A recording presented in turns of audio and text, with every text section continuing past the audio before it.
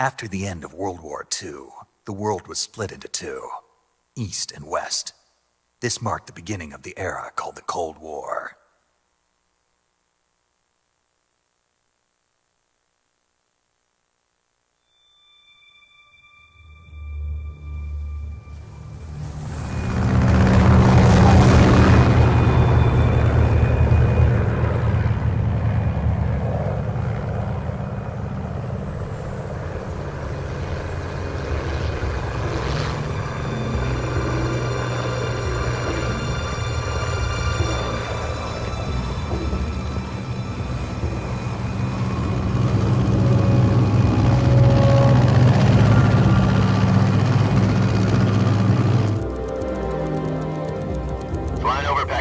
Altitude 30,000 feet.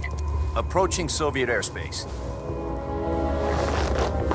20 minutes to drop off. Commencing internal depressurization. Equipment check. Arm main parachute. All right. You ready to go? Drop zone still showing a high pressure mass. Cav okay. Good. We've got high visibility.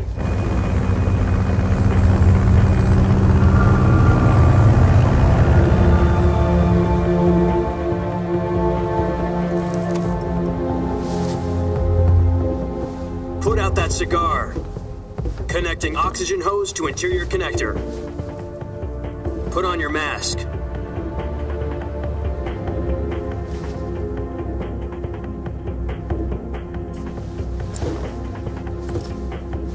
Does this panty waste know what he's doing? Approaching release point. 10 minutes to drop off. Hey, are you deaf? He said put out the cigar and put on your mask.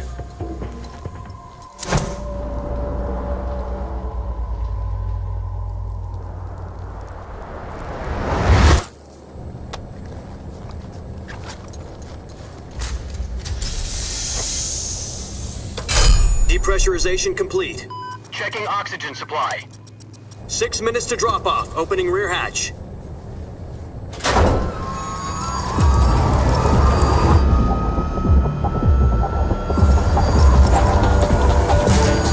Sunrise.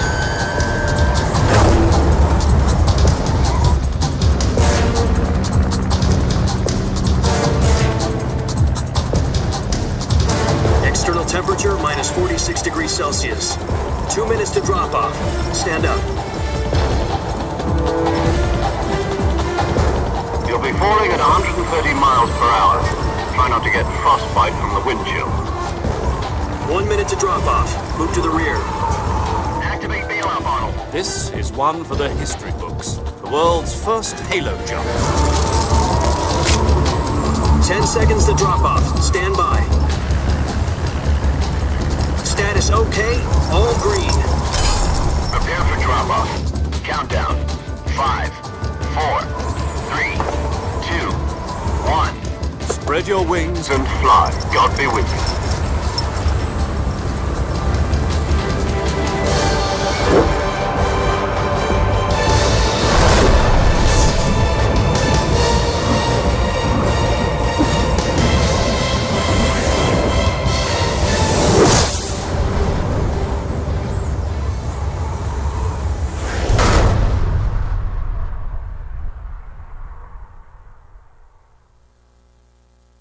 Jack, I've got some important news. The head of the CIA has finally given us the green light for the Virtuous mission. Virtual mission? No, the Virtuous mission. The future of our Fox unit depends on it. If it succeeds, we'll be officially organized into a unit. Virtuous mission? Sounds like some kind of initiation ritual. You know, don't get cocky. This isn't a training op. Right. So what exactly is this wonderful mission? Well, about 2 years ago, a certain Soviet scientist requested asylum in the West through one of our moles. His name is Nikolai Stepanovich Sokolov.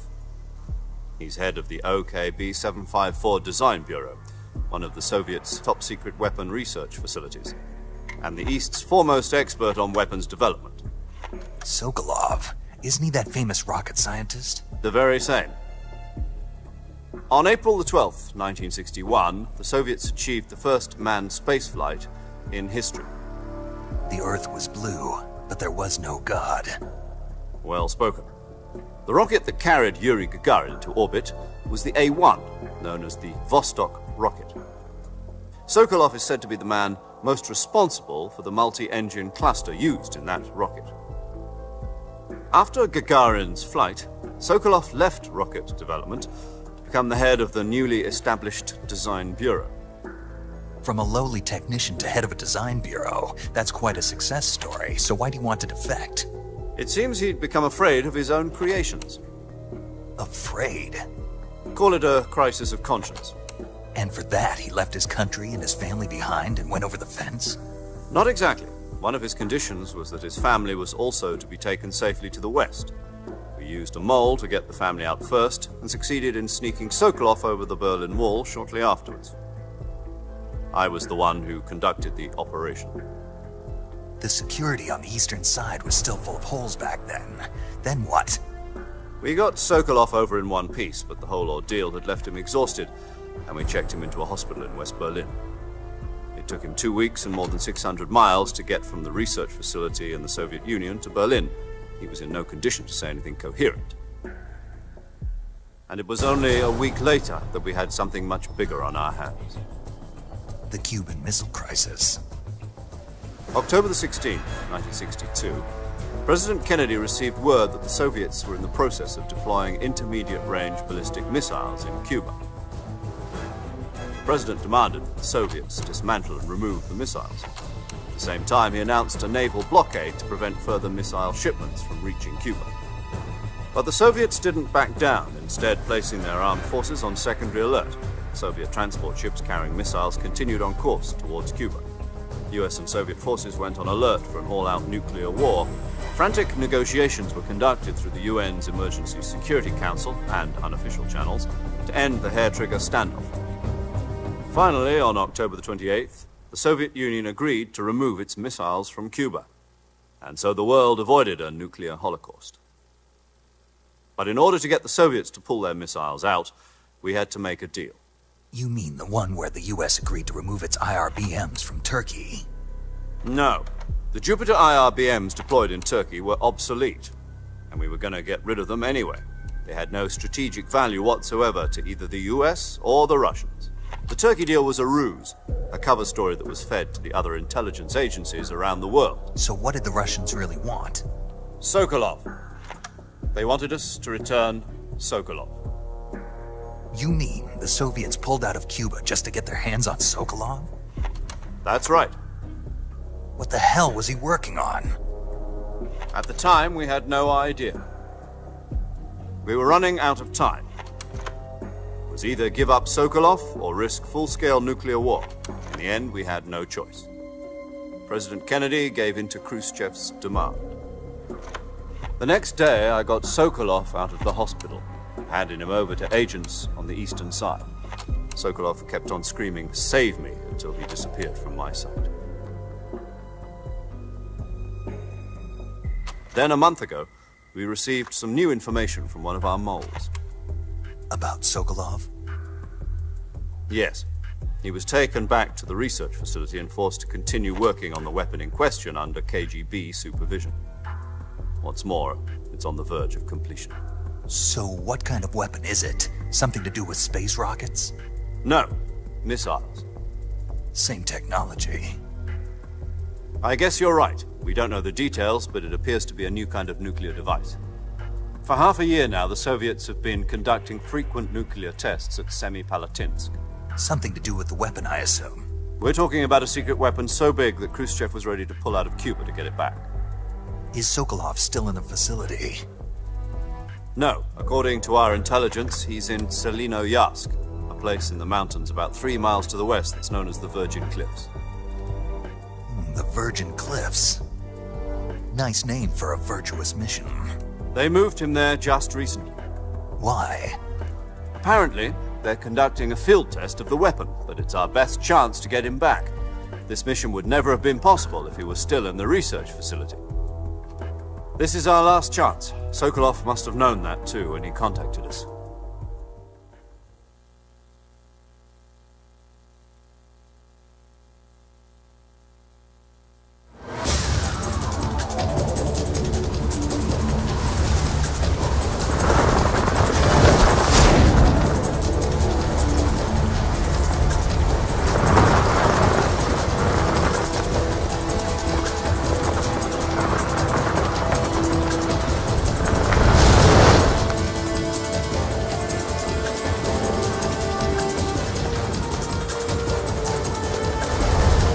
Listen up, Jack. Your mission is to infiltrate Selino Yask in the Soviet mountains, ensure the safety of Sokolov, and bring him back to the West.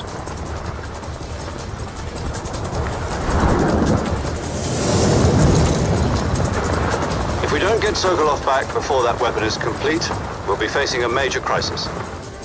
The clock is ticking.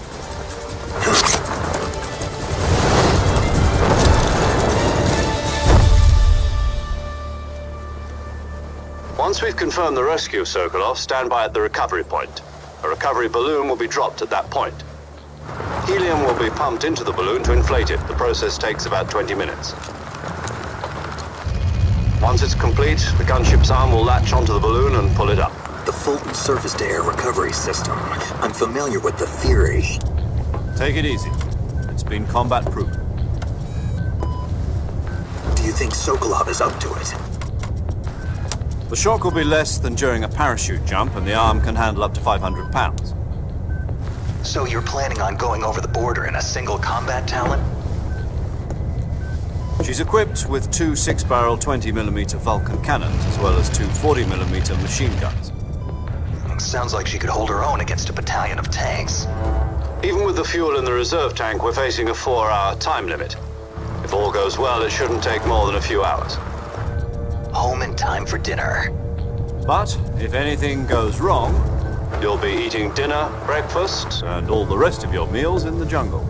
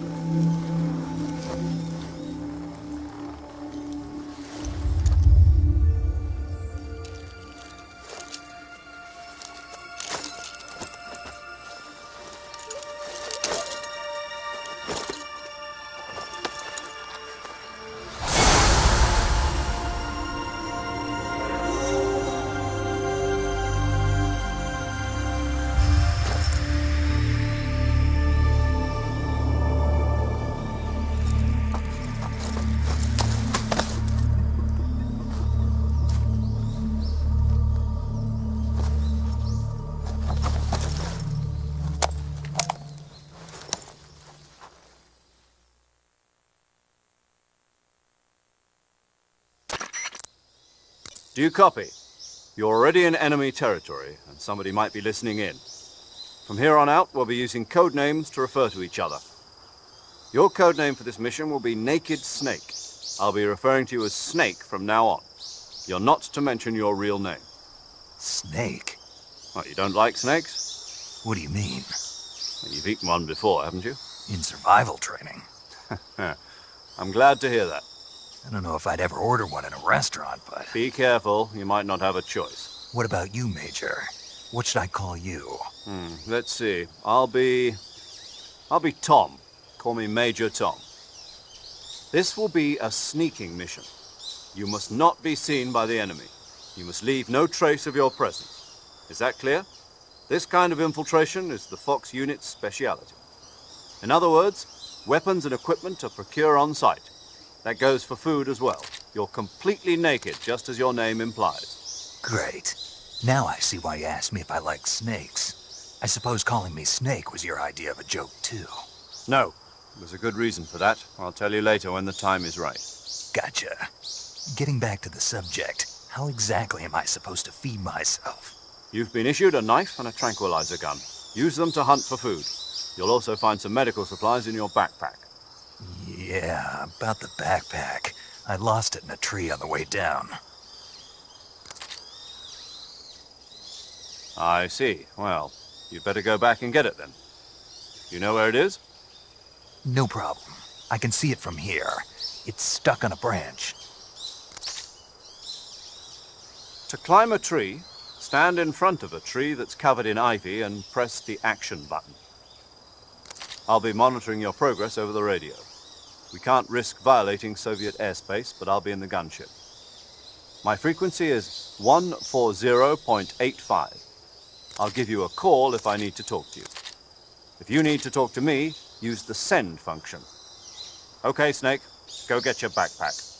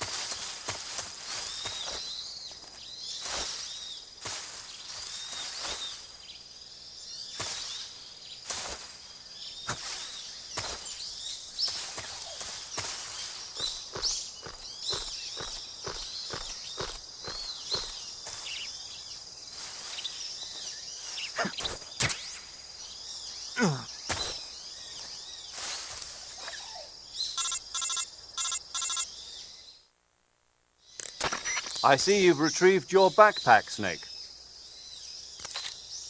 To equip a weapon, it's necessary to take it out of your backpack. In the survival viewer, choose Weapon from the backpack. Your available weapons will be displayed in a window in the upper left. From that list, choose the weapon you want to equip and press the Enter button. For other equipped items, just do the same thing from Item. Got it. Use the survival viewer backpack. Yep, that's right. Survival is fundamental to this mission. After you've been out in the field for a while, your stamina will start to drop. If your stamina gets too low, it'll affect your performance. You won't be able to shoot accurately, for example, and your wounds won't heal as smoothly. Keep an eye on your stamina so you don't run out. To recover lost stamina, you can hunt for local flora and fauna. You can use either your tranquilizer gun or your knife to hunt. My only weapon is a Mark 22 Hush Puppy tranquilizer gun? That's right. It's been fitted with its own suppressor. However, the suppressor will deteriorate every time you fire. Once its durability reaches 0, the noise suppression effect will be gone. So don't get too trigger happy with it. The suppressor's durability is shown in the icon. Any weapons and equipment beyond what you're carrying now, you'll have to find as you go. I have to find my own weapons and equipment? Whose crazy idea was this anyway? Solo covert actions are standard Fox operating procedure. You can't leave any traces of your presence. No weapons, equipment, footprints, sweat, or bodily waste. The same goes for bullets and cartridges, too. Your presence in enemy territory is already a violation of international conventions of warfare. There aren't supposed to be any American soldiers in Russia. It could spark an international incident. You can't let anyone see you. You can't let the enemy know you're there. This is a stealth mission. You're a ghost, Snake, in every sense of the word. And there'll be no rescue if you're captured. The military and US government will deny any involvement in the affair. Then I'll just have to take care of myself, huh? I'm afraid so. You've been given a fake death pill for that purpose. SIS guidelines stipulate that soldiers on covert ops like this one be issued a potassium cyanide capsule. Tape it to your body so you can take it when you need to. How generous of you. Use it if you're taken prisoner by the enemy. It'll send you into a state of false death for a short time. Fooling them into thinking that I'm really dead. So, how do I come back to life? Just take the revival pill. You mean that thing they put in my tooth before the mission? That's the one. But be careful. If you remain in a state of false death for too long, nothing will be able to bring you back. Remember that. I'll keep it in mind. You said this was a solo mission, right? Right. I guess that means I can't count on any reinforcements. Correct. The mission rests entirely in your hands. A real one-man army. Relax. There's a support team ready to back you up over the radio. Who? I'll introduce them to you. This time, survival is of utmost importance. The first member of the support team will be in charge of monitoring your physical condition, acting as a medic, so to speak, as well as recording your mission data. She's a member of Fox as well, and she's here on the gunship with me. She? Hello, Snake. I'm paramedic. Nice to meet you. Paramedic. As in a medic who comes in by parachute. Aren't you going to tell me your real name? Are you going to tell me yours, Mr. Snake? My name, huh? It's John Doe. And they call you Jack for short. You're a regular Captain Nemo. A name means nothing on the battlefield. After a week, no one has a name. What's your name? Jane Doe. Very funny. I wasn't joking, but I'll tell you my name only if you manage to make it back alive. My frequency is 145.73. She's also in charge of recording your mission data. Whenever you want to save, send a message over the reserved save frequency, 140.96. So saving lets me record my mission data. That's right. It also records the state of your health. Good to know. There's one more person I want to introduce you to, Snake. Huh?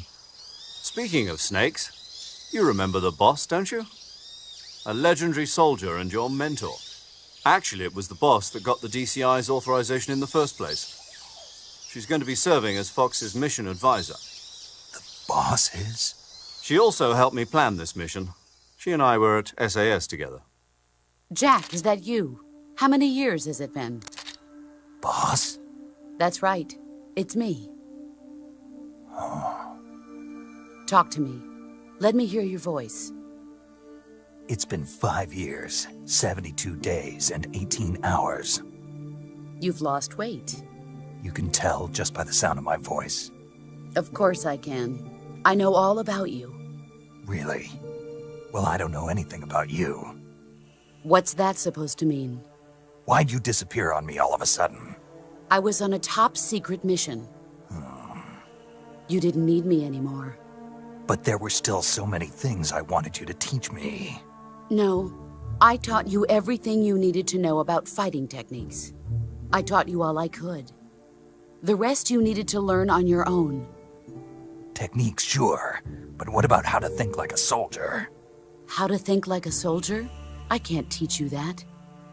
A soldier needs to be strong in spirit, body, and technique. And the only thing you can learn from someone else is technique. In fact, technique doesn't even matter. What's most important is spirit. Spirit and body are like two sides of a single coin. They're the same thing. I can't teach you how to think.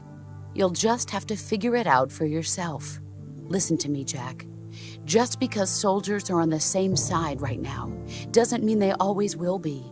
Having personal feelings about your comrades is one of the worst sins you can commit. Politics determine who you face on the battlefield. And politics are a living thing. They change along with the times. Yesterday's good might be tomorrow's evil. Is that why you abandoned me? No, it had nothing to do with you. I already told you, Jack. I was on a top-secret mission. A soldier has to follow whatever orders he's given. It's not his place to question why. But you're looking for a reason to fight. You're a natural-born fighter, but you're not quite a soldier.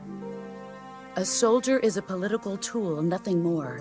That's doubly true if he's a career soldier. Right and wrong have no place in his mission. He has no enemies and no friends. Only the mission. You follow the orders you're given. That's what being a soldier is.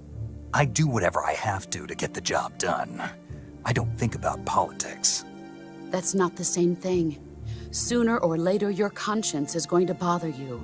In the end, you have to choose whether you're going to live as a soldier or just another man with a gun. There's a saying in the Orient, loyalty to the end. Do you know what it means? Being patriotic. It means devoting yourself to your country. I follow the president and the top brass. I'm ready to die for them if necessary. The president and the top brass won't be there forever. Once their terms are up, others will take their place. I follow the will of the leader, no matter who's in charge. People aren't the ones who dictate the missions. Then who does? The times. People's values change over time, and so do the leaders of a country.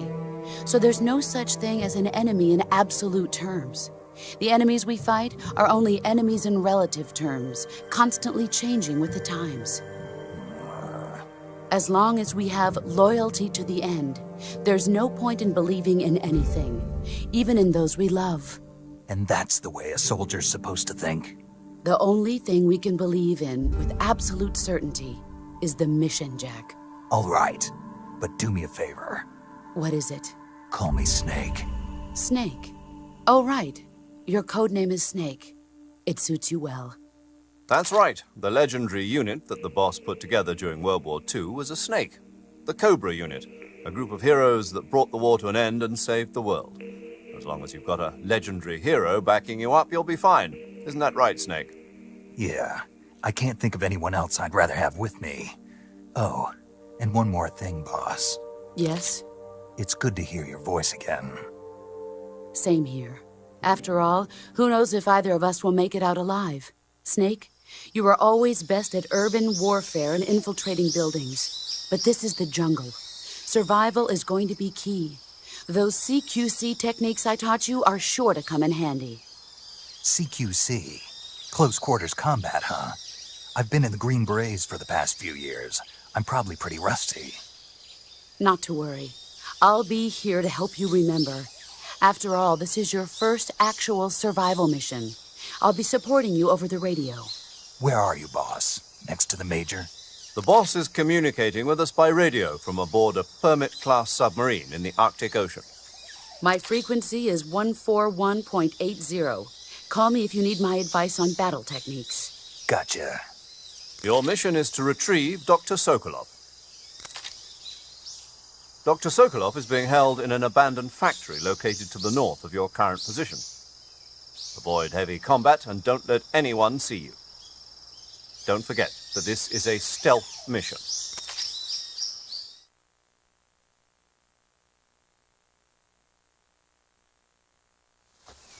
Snake, try to remember some of the basics of CQC.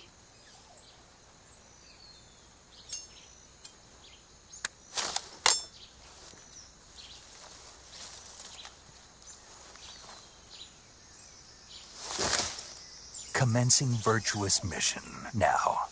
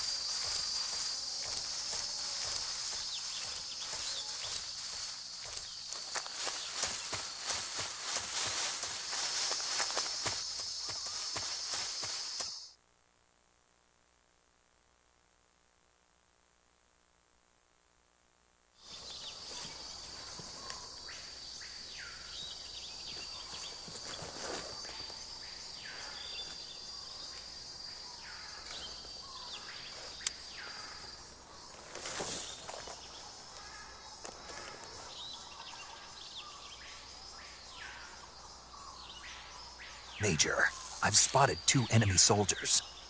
They're probably KGB troops sent to guard Sokolov. AK-47s and grenades.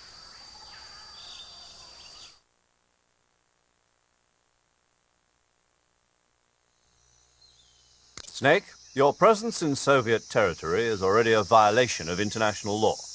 You can't let the Kremlin find out that the CIA and the American government are involved. Contact with the enemy is strictly prohibited. Don't engage them in battle either. This is a stealth mission. Got that? The Major is right. The point of this mission is to sneak through the jungle without being seen. The success of the mission depends on how well you use your camouflage. Change your camouflage by selecting Camouflage from the Survival Viewer. The Uniform option lets you pick your uniform, while the Face option lets you change your face paint. Choosing camouflage that blends in with your surroundings will help you conceal yourself more effectively. Also, don't forget that anything that moves will stand out in the jungle. If you just stand up and run around like an idiot, you're bound to be spotted. But if you crawl instead, you should be able to sneak by without being noticed. You can see how effective your camouflage is by looking at the Camo Index. The Camo Index shows how well your current camouflage blends in with the surrounding area. The higher the value, the harder you are to spot, and vice versa. The key is to make yourself one with nature. Keep that in mind as you go along, okay?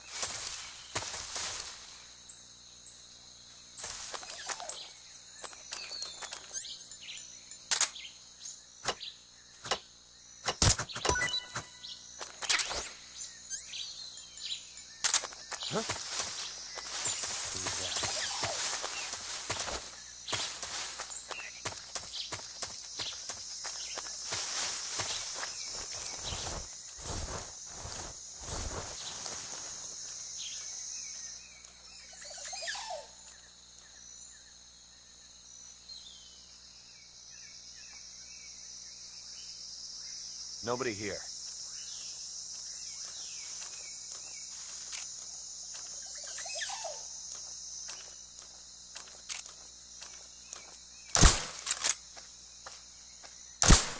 Huh? HQ, please respond. This is HQ. Patrol here. We're being attacked. Enemy position unknown. Going into high alert. Acknowledged. Sending reinforcements. Use extra caution. Who's that?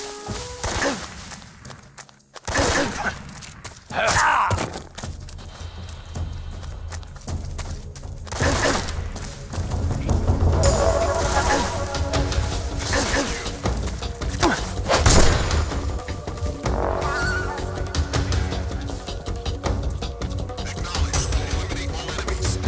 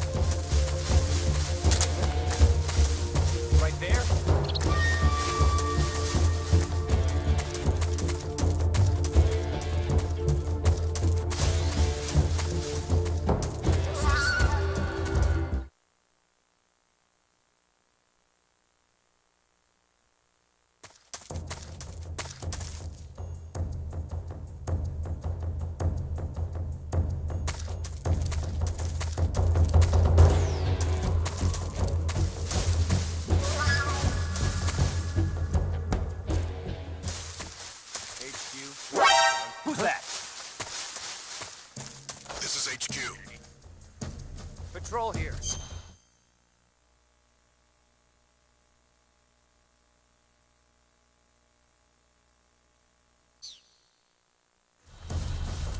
Lost sight of the intruder. Going into high alert. The enemy is still nearby. Pursue and engage him. Enemy sighted. Acknowledged. Eliminate all enemies.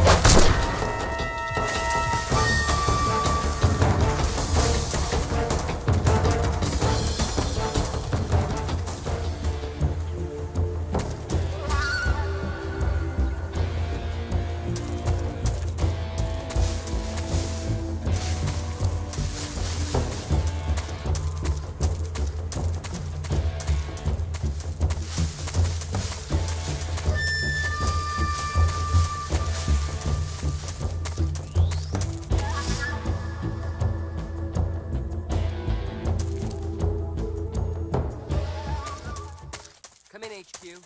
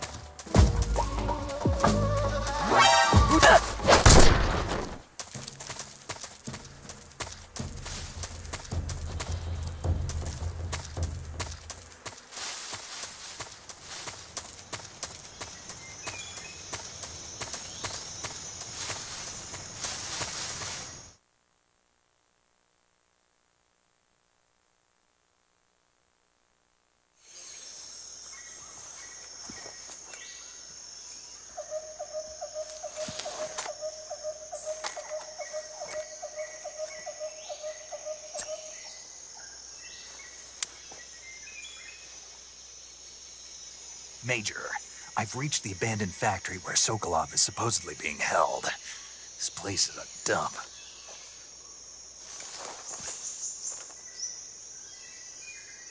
I can't see Sokolov from here.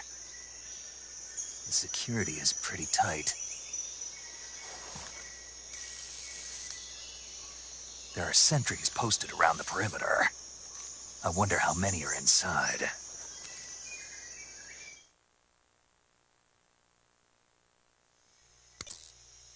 Your objective, Sokolov, is inside the factory. They should be holding him in a room in the northeast section. Northeast section. Got it. Be careful. Your mission is to bring Sokolov back alive. He must not be exposed to any kind of danger. And do not approach Sokolov while in the alert phase. Right. Oh, and one more thing, Snake. You mean there's more? No, it's just that when you get to Sokolov, I want you to tell him something from me. And that is? Sorry for being so late. Is that all? Yes. Understood. Beginning my approach to the target.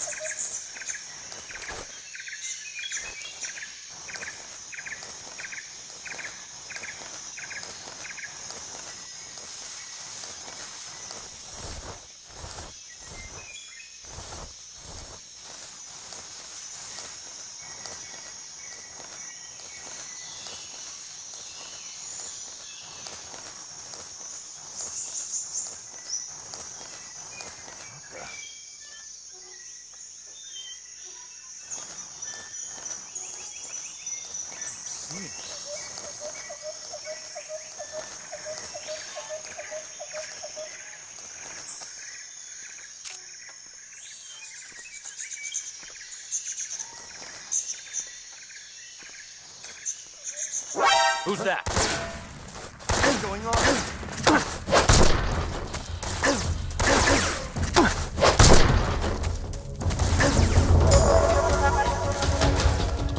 This is HQ. Control here. What's going on? Respond. There's something wrong. Support unit, confirm their status.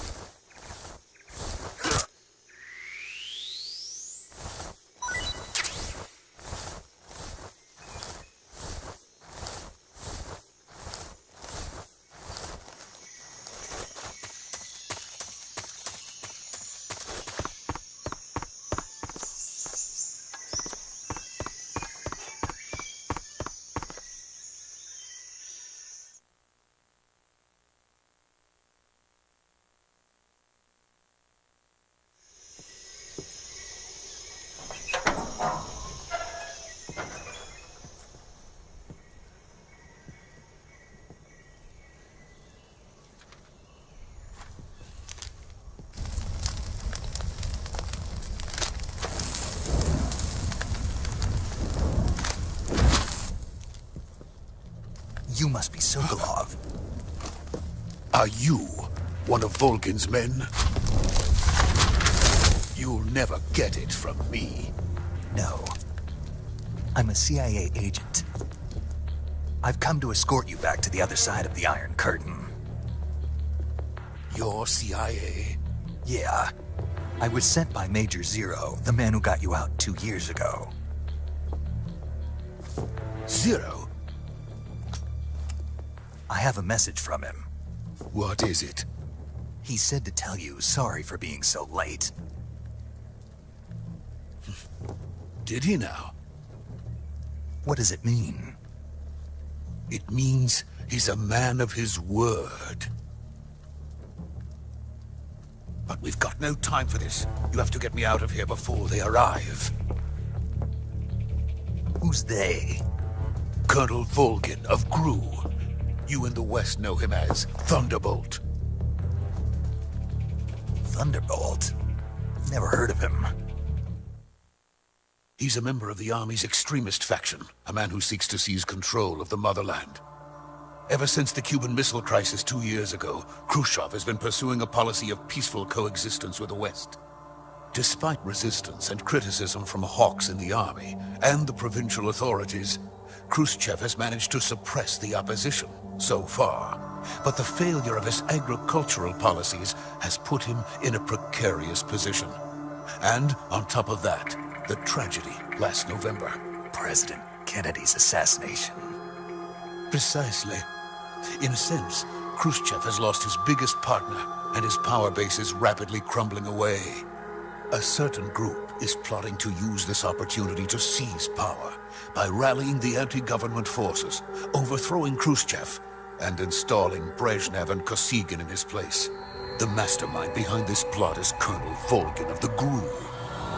He has control over another secret weapons research facility much like this one, OKB-812, known as the Granin Design Bureau, and is using it to further his plans. But that is not enough to satisfy him.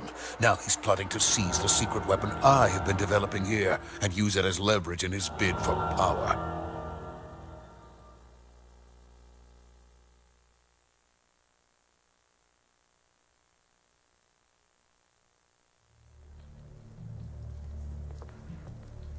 The intelligence says that they are going to make their move during the test. Then, the soldiers outside. Exactly. They wouldn't need that many men just to keep me inside. Their orders were to prevent Colonel Volgin from capturing me. Even if it meant killing me in the process. Or so it would seem.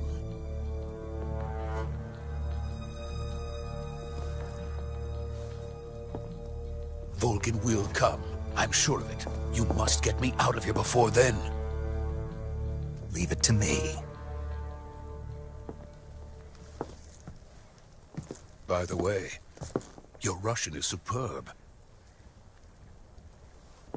Where did you learn to speak it? From my mentor. Is that so? America is truly a frightening country. Having second thoughts? No. I have no love for this place. Let's go.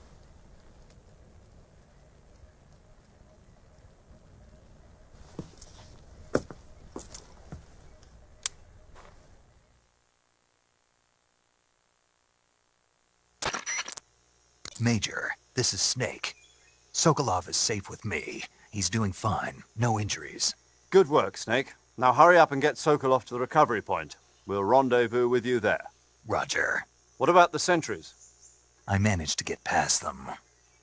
I see. What about the boss? We lost contact with the boss some time ago. What happened? It's probably just a weak signal. Just hurry and get Sokolov out of there.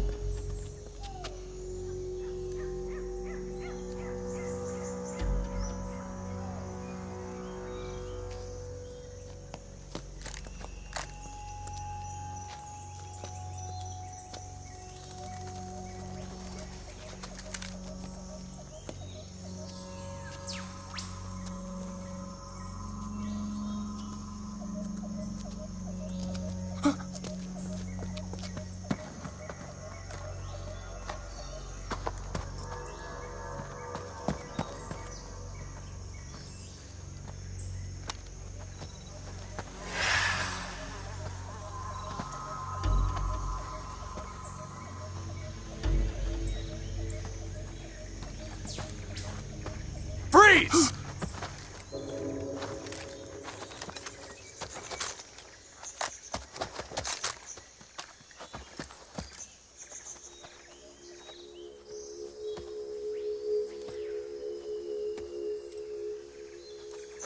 So this is the legendary boss.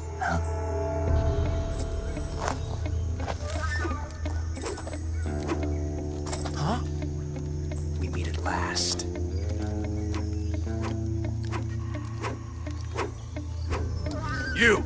You're from the Ocelot unit of Spetsnaz. Huh.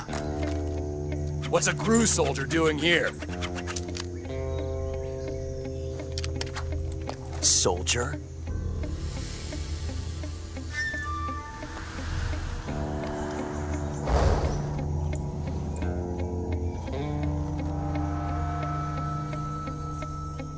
He's the Ocelot commander. Ha! That's Major Ocelot to you. And don't you forget it.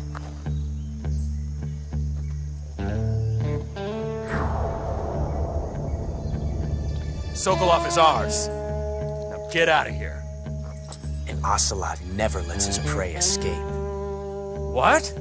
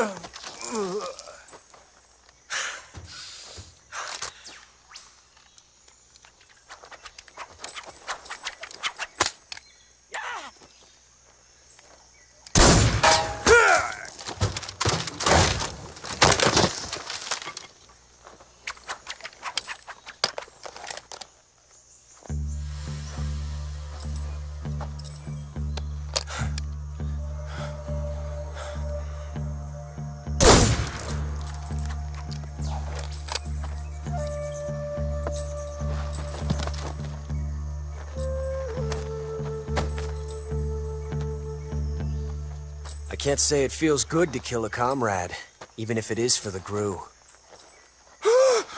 Sokolov, take cover.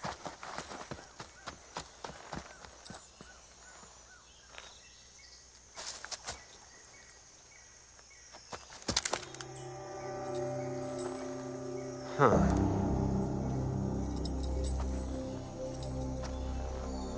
You're not the boss, are you?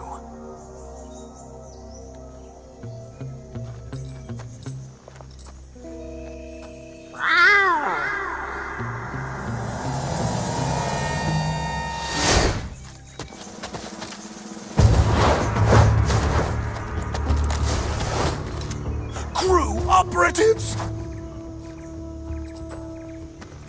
What is that stance? Huh. That gun.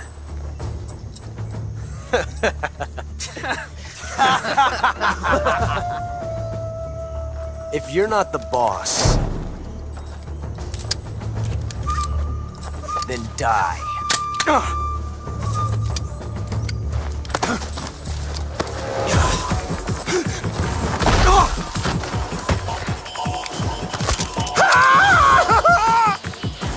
Major!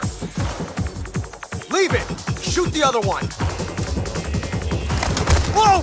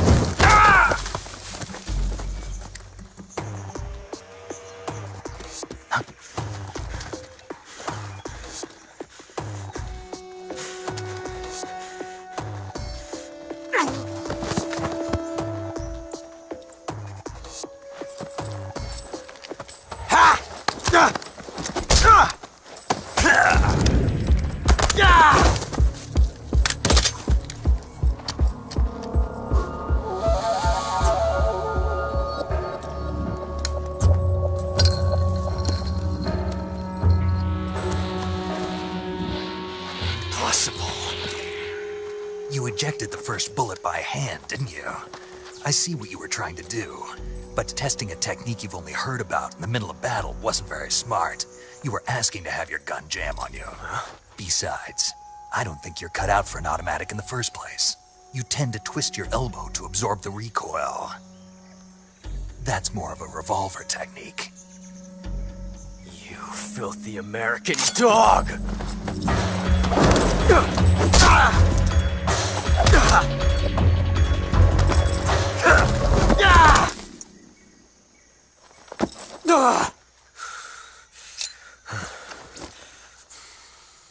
But that was some fancy shooting.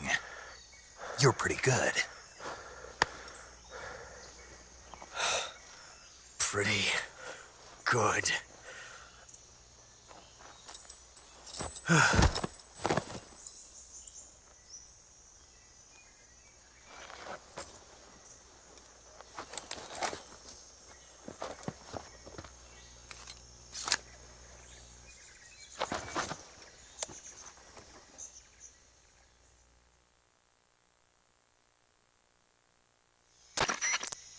Major, do you read me?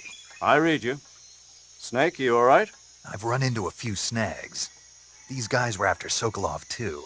Apparently they were taking orders from a GRU colonel named Volgan. A GRU colonel? Part of an internal Soviet power struggle, according to Sokolov. Something between the KGB and GRU.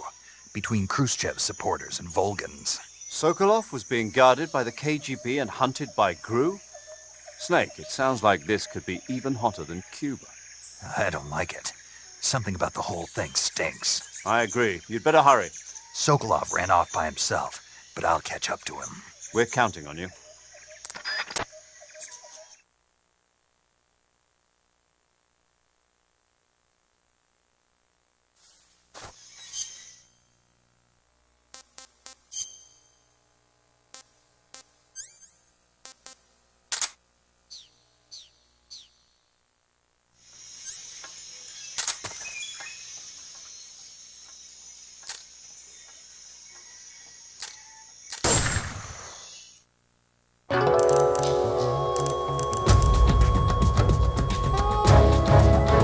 Created a time paradox.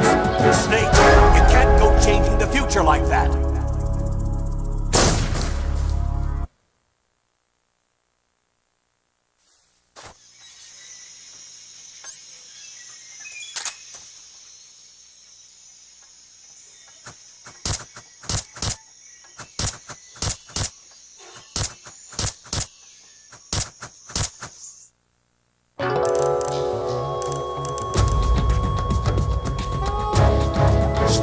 What have you done? You changed the future. You've created a time paradox.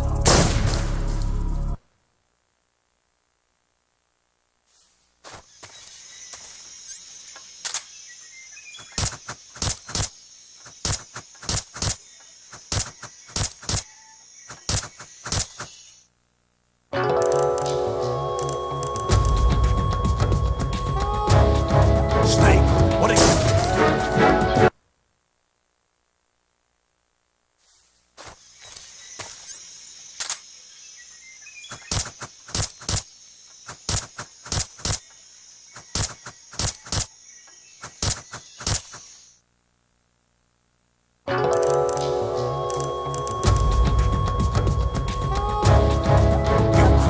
Time paradox. Snake, you can't go changing the future like that.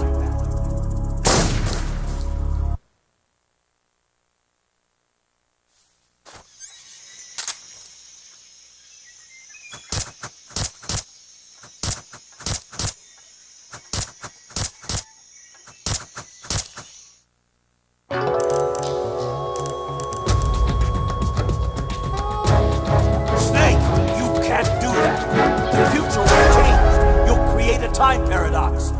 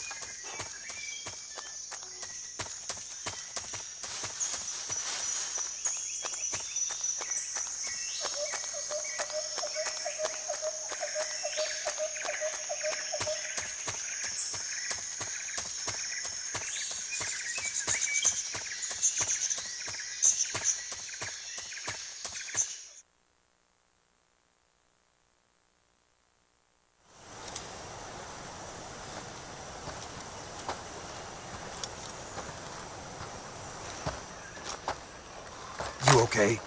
Those men were from the Ocelot unit. Spetsnaz? Yes. The best crew has to offer. They're coming for me. I'm finished! Calm down. I'll get you out of here, I promise. And we've got some of the best backup we could ask for. Look.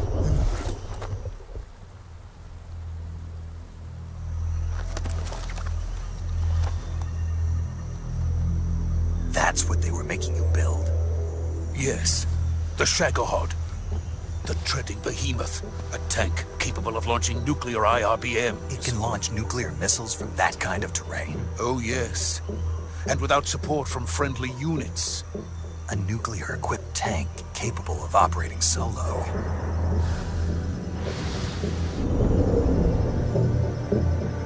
Is that thing finished? No. This is only the end of Phase 1. It won't be truly finished until we complete Phase 2. Phase 2? The weapon's true form.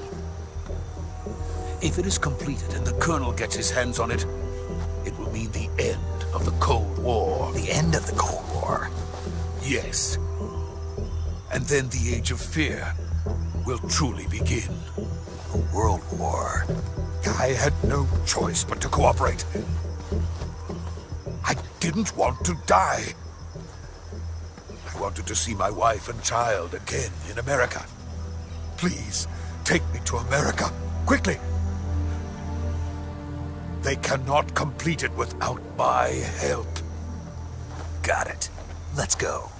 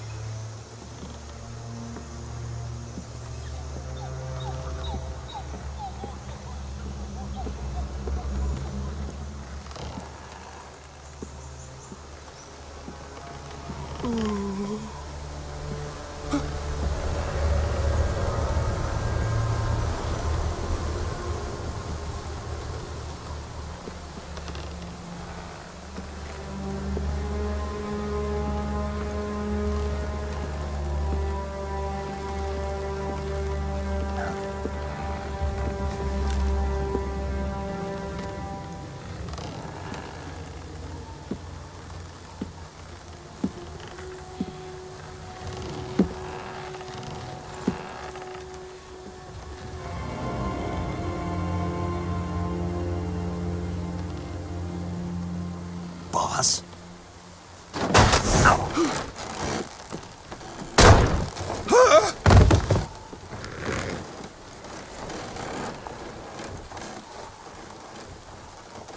Good work, Jack. What are you doing here? Sokolov comes with me.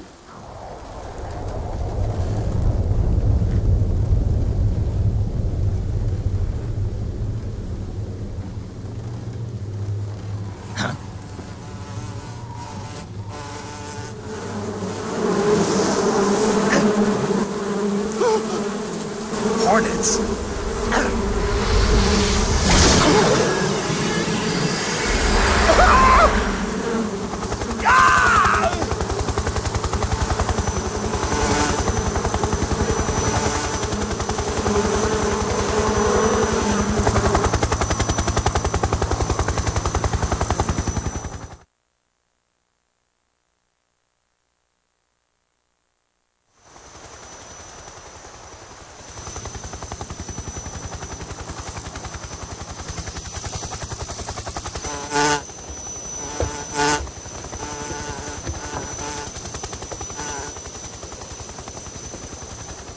My friends, let us fight together again.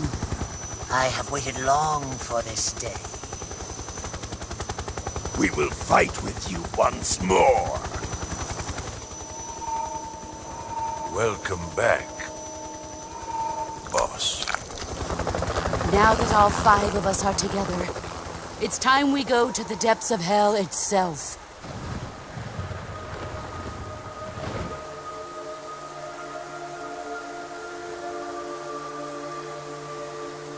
It's raining blood. Is he crying?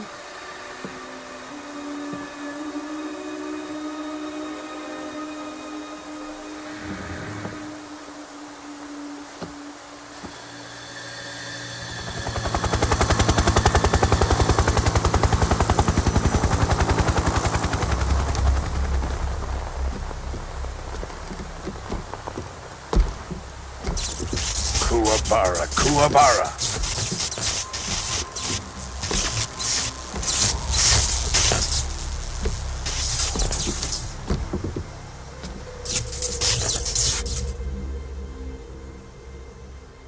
Ah, what a joyful scene. Colonel Vogan. Welcome to my country. And to my unit.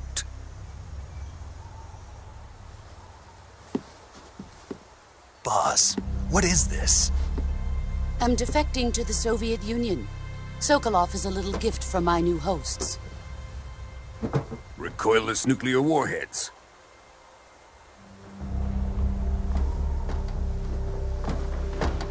These will make a fine gift for me. This can't be happening. Who is he? Another one of your disciples? Are we taking him with us? No, this one is still just a child. Too pure for us Cobras. He has not yet found an emotion to carry into battle. What are you talking about? Think you can pull the trigger?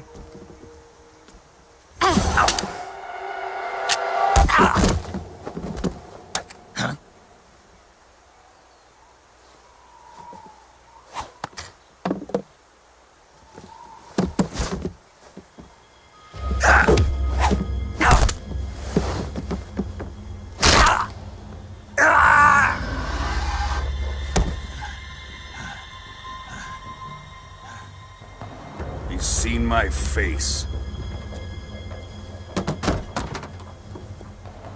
We can't let him live.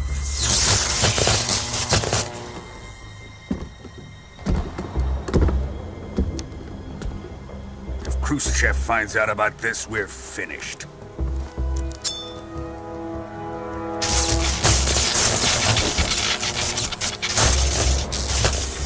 He must die. Wait. He's my apprentice. I'll take care of him.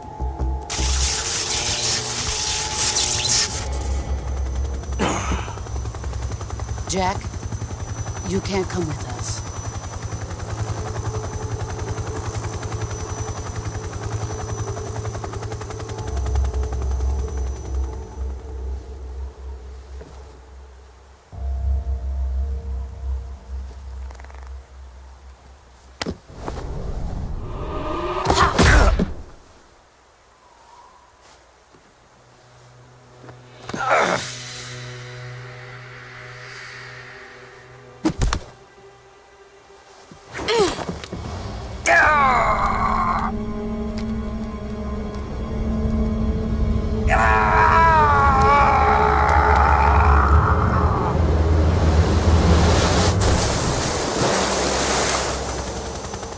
The new blood has been rejected.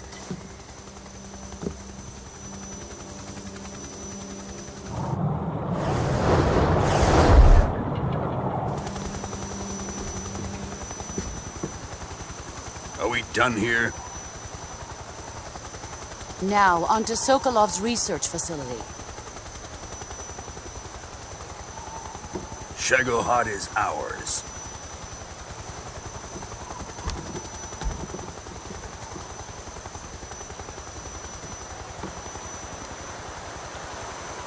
Drift away. My place is with them now.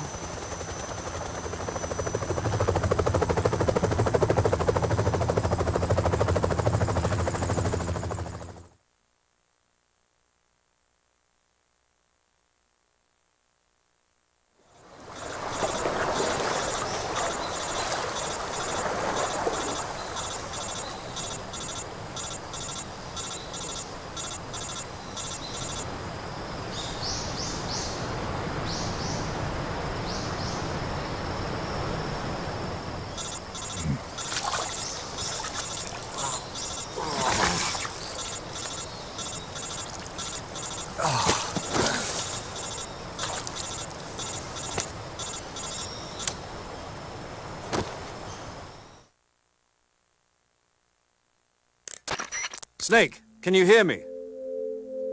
Yeah. Just barely. Snake, listen to me. You need emergency medical treatment. Can you move? You've got to get those wounds treated. Hang in there. All right, let's get you fixed up. Paramedic? Okay, Snake. Just relax and it'll all be over before you know it. Stay with me. I've seen people in worse shape before. Think you can handle it? Major. The boss. She's defected. We'll talk about that later. First, we've got to get you patched up. Okay, here we go. First, open the survival viewer with the start button. If you select cure, you can start the treatment. Healing is divided into treatment using medicine with the item window button and surgical treatment using the weapon window button. Your injuries include a fractured left elbow and rib bone and lacerations on your upper arms, right elbow, and abdomen. They need to be fixed using surgical treatment. Move the healing cursor with the left analog stick to the affected part of your body. Once you've selected the affected area, hold the weapon window button and use the left analog stick to select the medical item and then press the enter button. With this method, you can use items to help your recovery process. To treat a bone fracture, first secure the affected area with a fastener and then wrap it in bandages. That should do it. For lacerations, you'll need disinfectant to clean the wound, sutures to stitch it up, styptic to slow the flow of blood, and bandages to wrap the wound. If you do everything I mentioned, the wound should heal completely. Understood? Yeah. Stay with me. Go into the survival viewer and treat those wounds.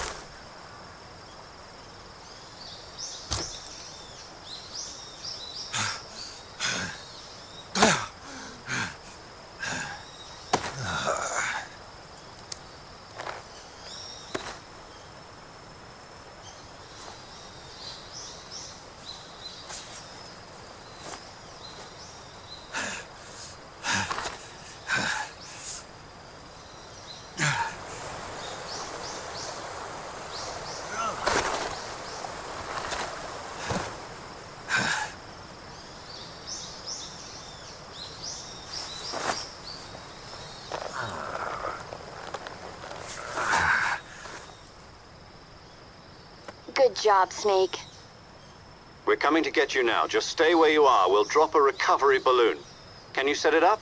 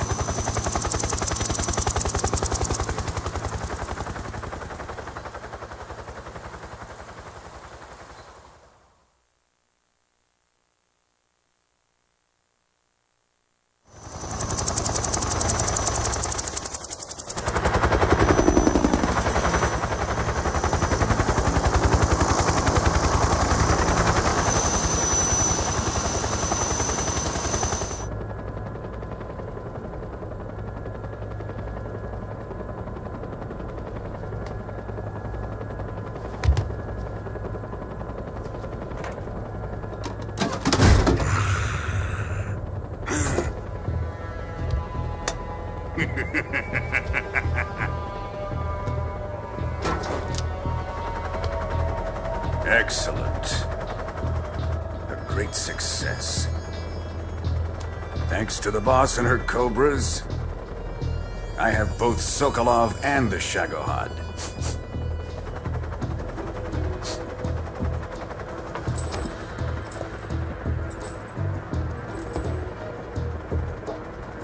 What are we going to do with the girl? Who is she? Apparently she's Sokolov's woman.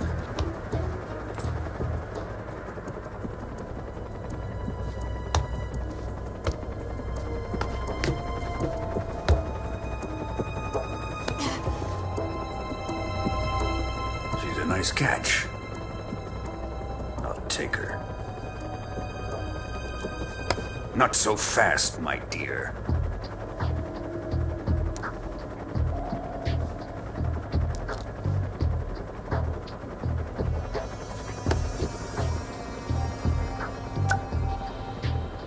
A kiss of death. Are you KGB? We may be able to use her.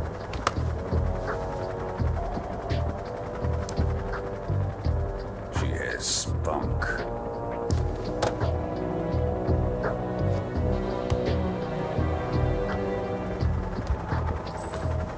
Shall we take her back to the base? Perhaps we should. We have no further use for Sokolov's research facility. I think it's time I gave this marvelous new toy a try. Colonel, even if they are our enemies, they're still our countrymen. But it won't be me that pulled the trigger. It'll be our friend, the American defector. You're going to nuke your fellow Russians? Remember the Alamo. Colonel!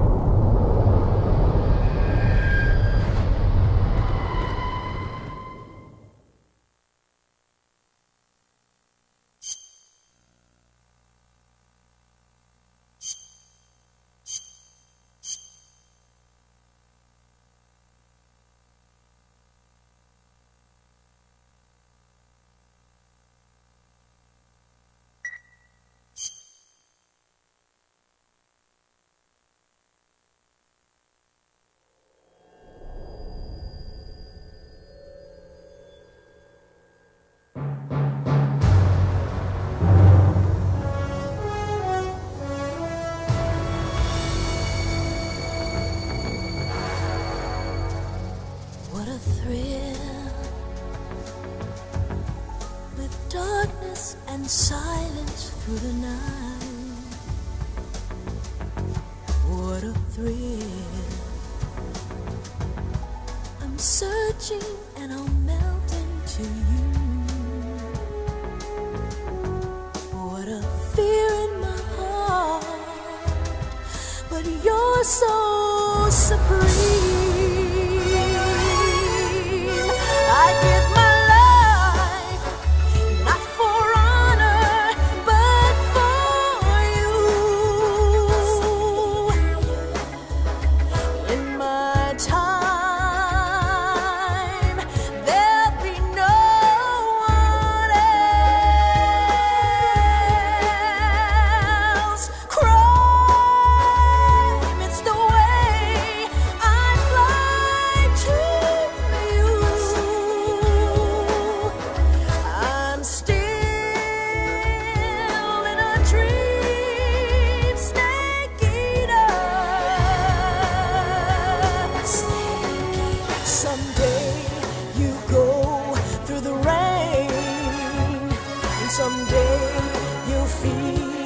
on a tree frog. It's ordeal, the trial to survive for the day we see new light. I give my life, not for honor, but for you. In my time,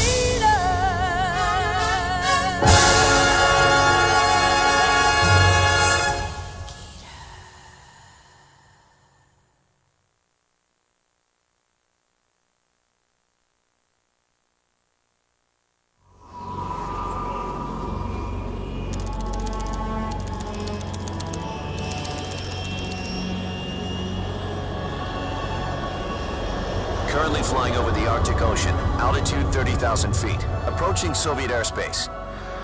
Arriving at the designated drone launch point. Drone oil pressure and voltage are nominal. Payload oxygen supply is nominal. Power supply to payload antifreeze system shows no problems. No gusts. All systems go for drone detachment. Snake, we can't risk a halo jump this time around. Airspace security has gotten tighter since we were last here. We can't get as close to the ground as we did during the Virtuous mission. So instead, we'll be using one of our newest weapons. Snake, you're being given an honor on par with Alan Shepard. This is our last chance. Show your patriotism. If you fail, you'll be back in a hospital bed again, waiting for the firing squad.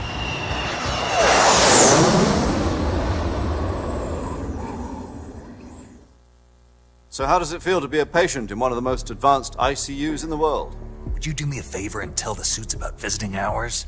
I'll never get better with them assaulting me day and night with their questions. Must be part of the top brass's inquiry. More like an interrogation. According to them, I'm a traitor and an accomplice to the boss's defection. They're just looking for a scapegoat. Does that mean they're after you, too? Let's just say neither one of us is going to be made a national hero out of this. Does this mean Fox is going to die? No. This fox is still one step ahead of the hounds. The reason I came to see you today, Jack, it's time for Fox to clear its name. What are you talking about? The situation has changed. We've still got a chance to come out of this one alive. Yeah, what kind of chance? Don't get too excited. Here, have a cigar. It's Cuban.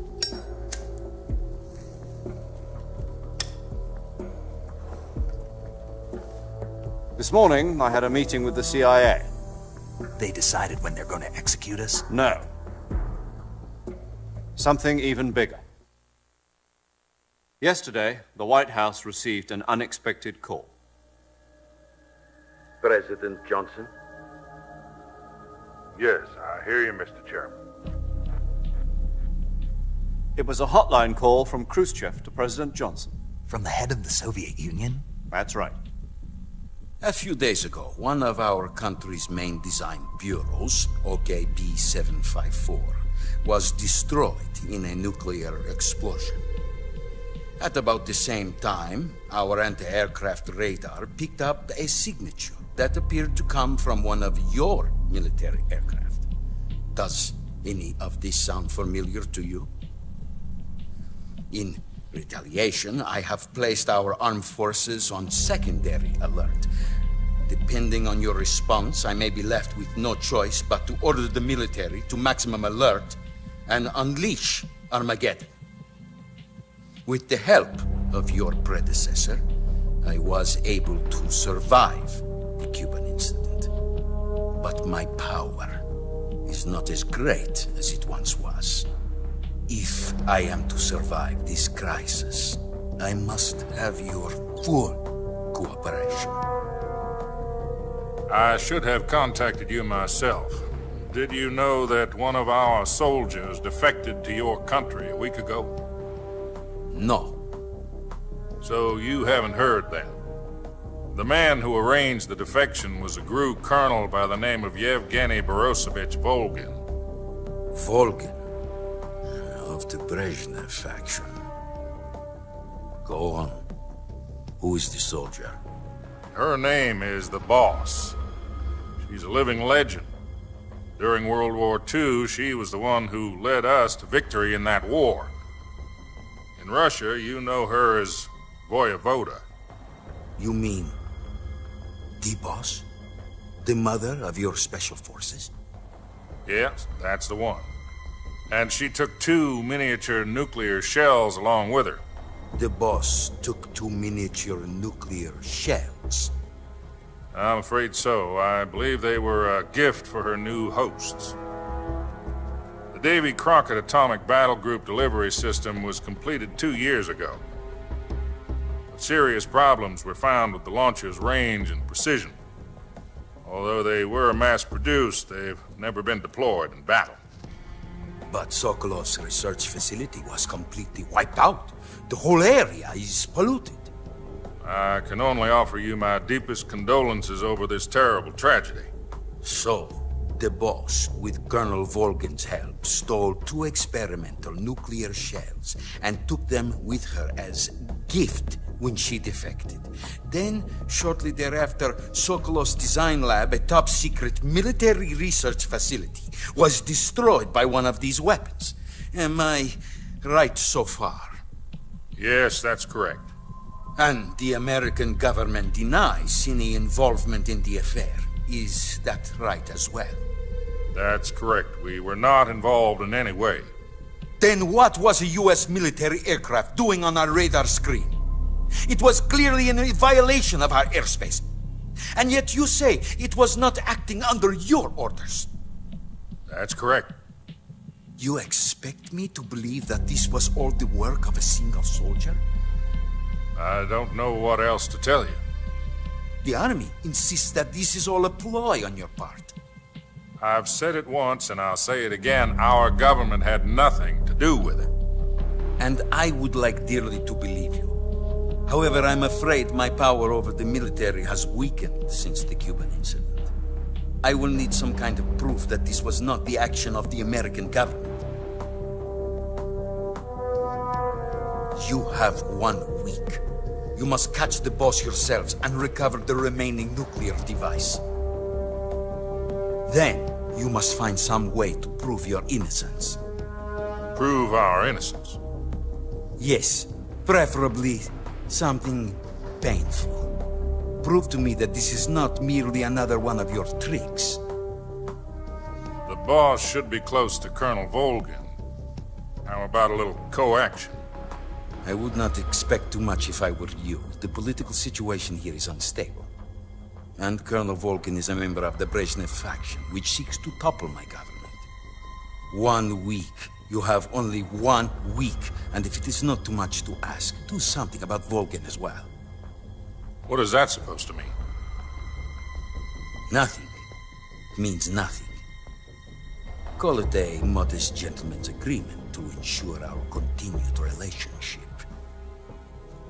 What if we can't prove our innocence? Then I will be unable to restrain the military. I will be ousted, and they will seek their revenge. A nuclear attack on the United States?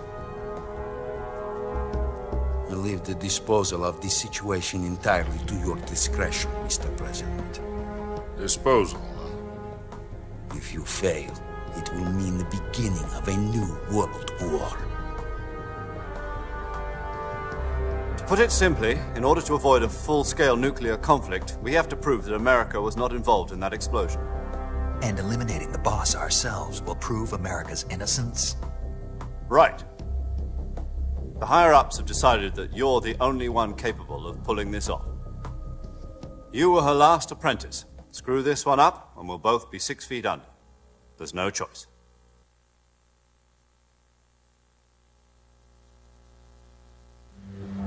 Are the Russians going to be helping us? The KGB has promised to lend us one of their communications satellites so that you and I can talk to each other. That's it? They've also put us in touch with a couple of insiders. Insiders? There was a defection in September 1960. Do you remember it? You mean the 2 NSA codebreakers who went over to the Soviet Union? Precisely. Since then, they've apparently been training with the KGB for exactly this kind of situation. Their codenames are Adam and Eva. I've been told that Adam has infiltrated Volgin's ranks. We've also arranged for him to provide you with an escape route. You'll need to rendezvous with him when you get there.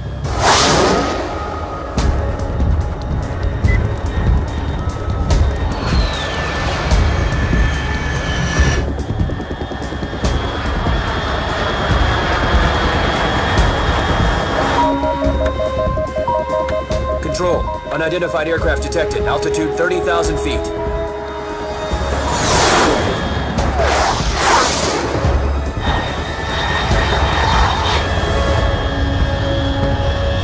It's fast. Estimated airspeed exceeding Mach 3. Bearing south. I'm about to lose it.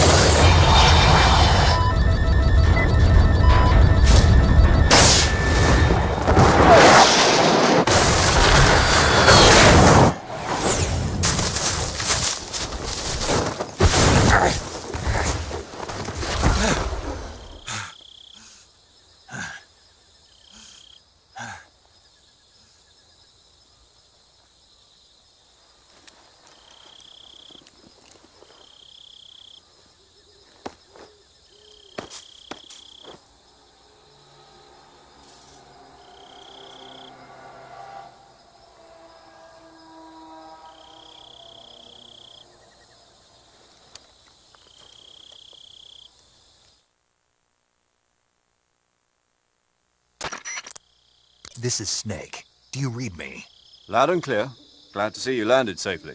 I got blown pretty far off target. Snake, let's go over your mission objectives one more time. Rescue Sokolov. Find out what's happened to the Shagohod, then destroy it. And finally, eliminate the boss. Eliminate the boss? This mission will be codenamed Operation Snake Eater. Because I'll be taking on the boss in our Cobra unit, right? Don't forget about Colonel Volgin. I'm not a hired killer. I know, but that was the Kremlin's demand. Demand? You mean it wasn't just a request? What's it to us if the Khrushchev regime is threatened by the Colonel and his faction? If supporting the current regime helps us avoid a nuclear exchange, then that's what we'll do. And what are the CIA's demands? Our priorities are the rescue of Sokolov and the destruction of the Shagohod. Roger that, Major Tom. Hold on, Snake. What now? I'm changing my codename. It turns out Tom wasn't the most auspicious choice. What do you mean? Well, the truth is, when I chose my codename, I picked the wrong one. The wrong one? Did you ever see the movie The Great Escape? It came out last year. I must have missed that one. Anyway, it's based on a true story about prisoners who escaped from a POW camp in Nazi Germany. The prisoners dig 3 tunnels as part of their plan, but the Nazis find 2 of the tunnels before they're finished. The prisoners succeed in escaping by using the last remaining tunnel. The names of those 3 tunnels were Dick, Harry, and Tom. I get it. You used the name of the tunnel they escaped in as your code name because you thought it would bring you good luck. Yes, that's exactly right. At least, that was the plan. But I got the name wrong. The one they escaped in was Harry. Tom was one of the unlucky tunnels. It was discovered by the Nazis before it was finished. I watched the movie again just to make sure. In fact, I even ordered the actual film from the movie company. Yeah, it doesn't sound like the greatest name to use. So what should I call you? You know, let's just use Zero, like we've been doing all along. All right, then. Major Zero it is. We'll start over from square one. From square zero. My frequency is 140.85. Oh, I almost forgot. Paramedic is with us again on this mission. Is this her last chance, too? If we fail, she'll have her medical license revoked. It's more or less the same kind of fate.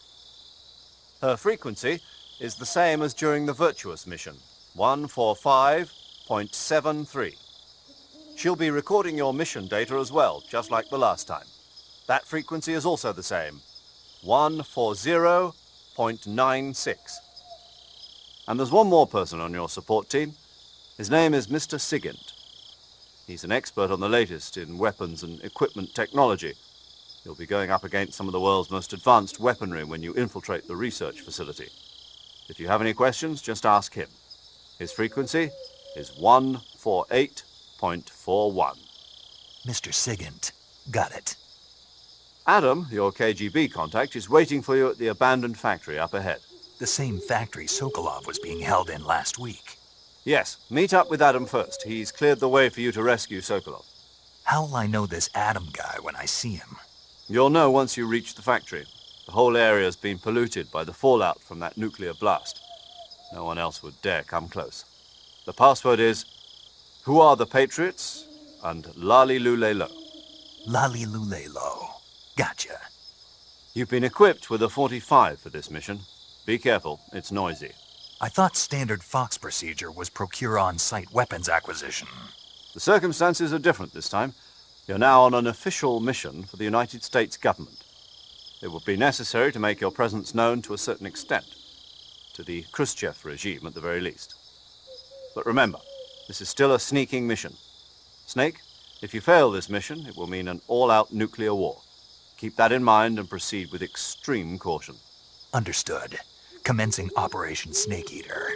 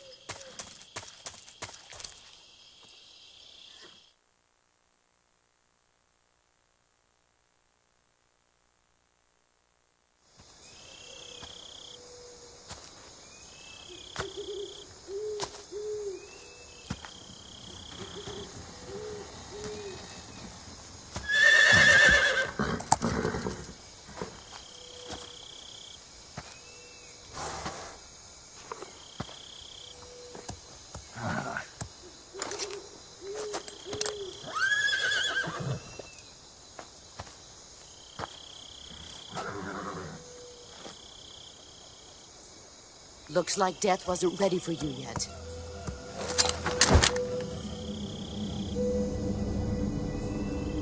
Boss. That arm still hurt?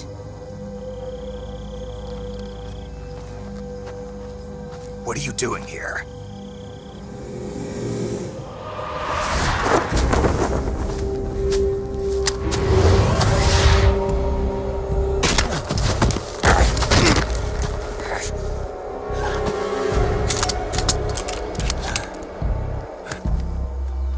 Go home.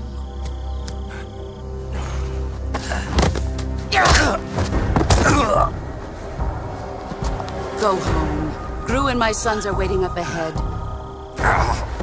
You don't have a prayer of finishing your mission. You're not even armed.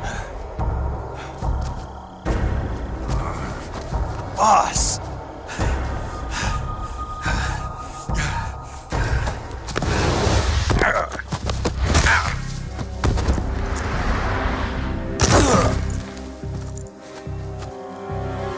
I'm not your boss anymore. There's nothing for you here. Go home. Go back to your boss. There's no need to prove that you are virtuous here. This isn't America.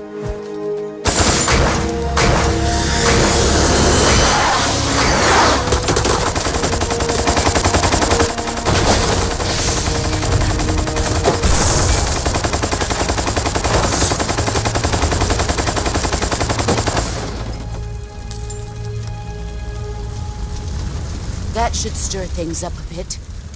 You'd better hurry.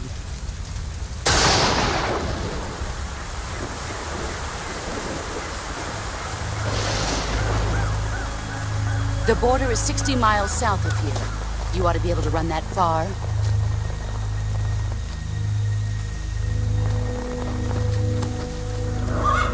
Why'd you defect? I didn't. I'm loyal to the end, to my purpose. What about you, Jack? What's it going to be? Loyalty to your country or loyalty to me? Your country or your old mentor? The mission or your beliefs? Your duty to your unit or your personal feelings?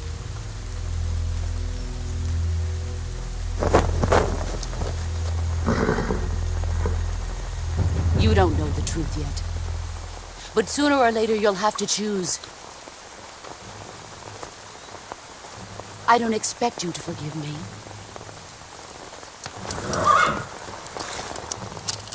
But you can't defeat me either. You know me too well.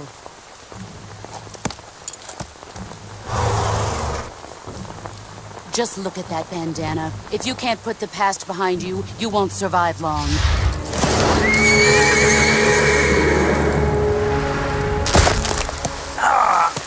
If we meet again, I'll kill you.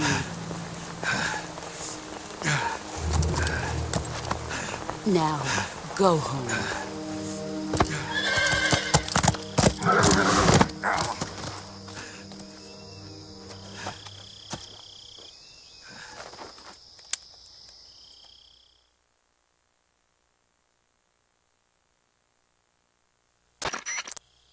This is Snake. Major Zero. I read you, Snake. I was ambushed by the boss. You were what? The drone's been shot to hell. It's up in flames. That's not good. Enemy scouts are going to come looking for you. Yeah, I know. But what was the boss doing here in the first place? There's got to be a leak somewhere. No, that's impossible. The man the boss is working with, Volgin, isn't exactly on speaking terms with Khrushchev. I lost my gun. The boss destroyed it. Snake, I know how you're feeling. It's hard for me to believe, too, that a legendary hero like the boss would go over to the Russians. That she'd double-cross us like this. But that's how it is, and if you don't accept it, you'll never be able to beat her. That's not the problem. In terms of sheer technique, I'll never be able to beat her. I know that all too well. You've got to do it, Snake. She's your enemy and your objective. Enemy? We were together for 10 years, and now you tell me she's my enemy? Enough. Hurry to the factory where Adam is waiting. Scouts have probably already been sent out to investigate the explosion. You've lost your weapon, right? That means you've got no chance of winning in a battle situation. Whatever you do, don't let them see you.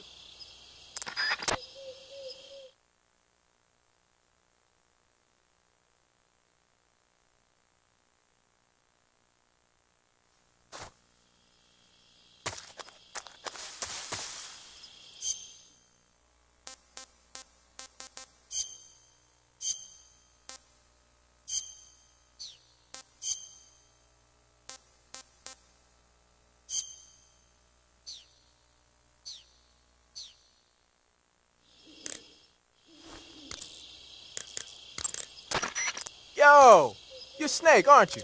And you're Sigint? None other. I heard that you're an expert on weapons, equipment, and cutting-edge technology. Close. Huh? I am the expert on weapons, equipment, and cutting-edge technology. Ah.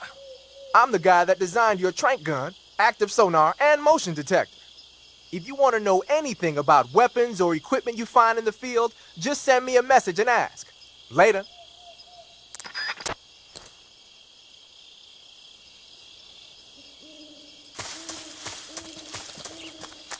Huh? Who's that?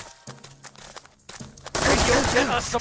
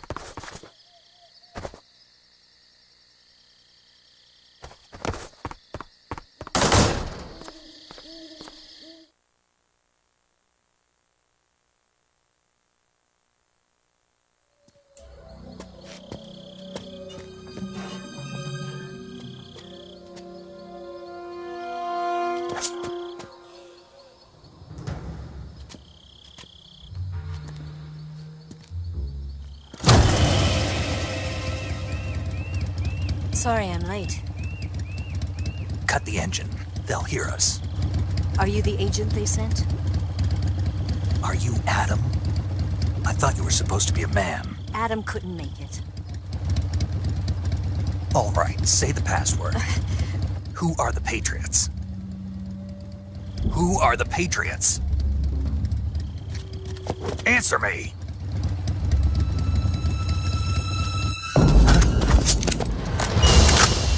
Trapped. Get down!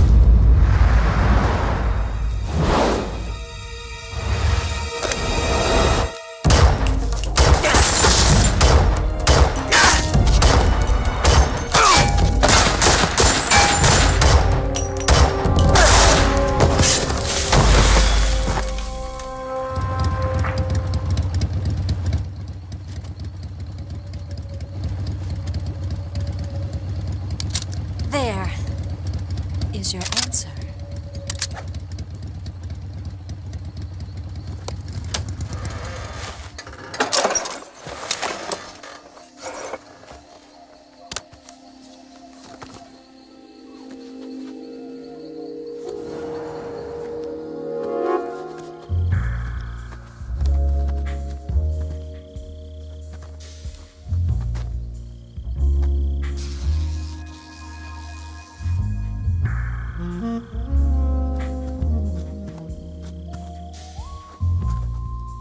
The name's Eva.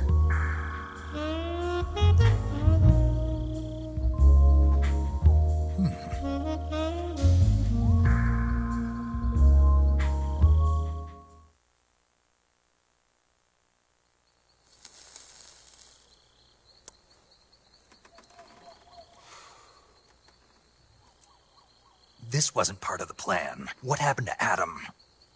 What's your code name? It's Snake. Snake, huh? Well, I'm Eva. Are you here to tempt me?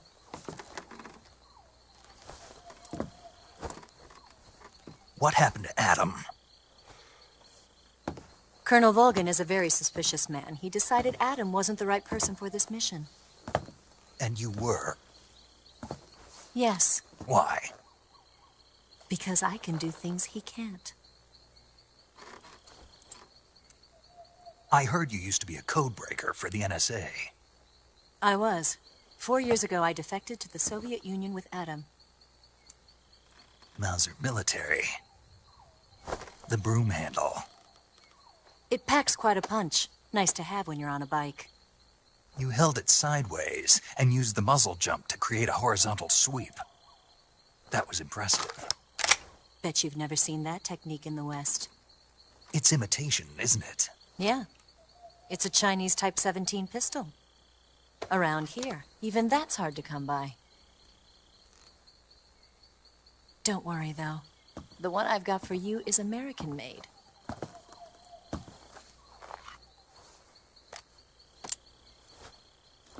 .45, huh?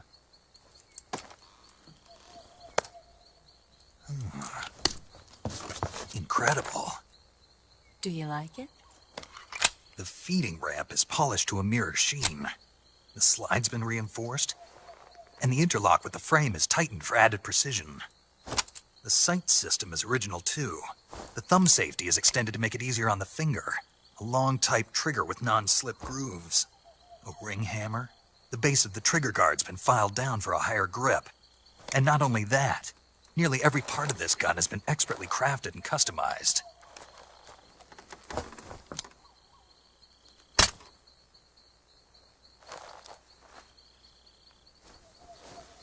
Where'd you get something like this?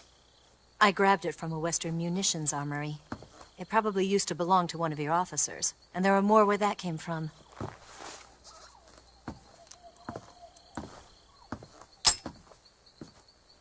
You had this with you, didn't you? Better take this too. What's that? A disguise to make you look like a scientist. A disguise? Yes. You're here to rescue Sokolov, right? Sokolov's still safe then? Yes. He's being forced to continue his work on the Shagohod. Where? At the lab. They've got a whole army of scientists there developing new weapons. Security is tight, but if you disguise yourself as a scientist, you might be able to sneak in. Can we get Sokolov out of there? We'll see, won't we? Tell me how to get to the lab. The safest way in is from the rear. First, you'll need to head north through the jungle. You'll come to a heliport used for shipping materials. Pass the heliport and continue north, and there will be a large crevice. Descend into that area and you'll reach a cave. Move through the cave and you will arrive at a mangrove swamp.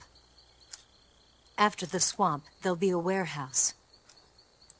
Make your way through the warehouse and you'll come out just south of the lab. Got it. And just what are you doing there? In close-range combat, a knife can sometimes be more useful than a gun. By doing this, I'll be able to hold a knife at the same time and still keep the gun steady. That way, I can instantly switch between a gun battle and a knife fight.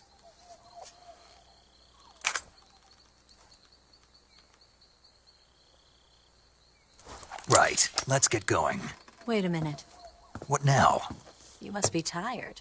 Why don't you take a little rest? I'll be fine. You'll never make it in your condition. It's a jungle out there. There's still an hour before dawn. It's dangerous to be out in the jungle at night without a guide. What about you? I have to get back.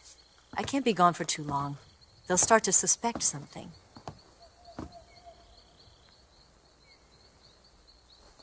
Don't worry. I'll keep you updated over the radio. That's it? My orders are to provide you with information. Nothing more. Oh. You look disappointed. All right, then. I'll do something special for you.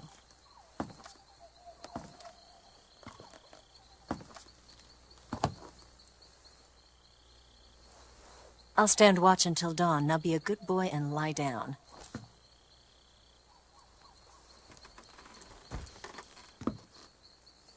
What's the matter? I don't know you well enough to trust you. How well do you have to know me to trust me? I don't know if I can trust anybody.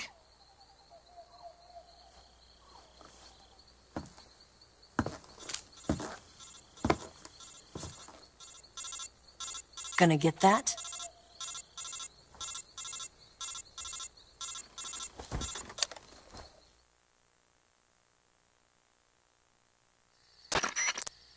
She's right, Snake. You should get some sleep. Although in your condition, you really ought to be back in the ICU. Whenever you save the game and quit, you'll go to sleep. Sleeping allows you to gain back stamina naturally. Depending on how long you sleep, you may also recover naturally from sickness and injury. When you're tired or hurt, the best thing to do is just get some sleep. So do yourself a favor and take a nap. Doctor's orders, okay? Yeah, okay.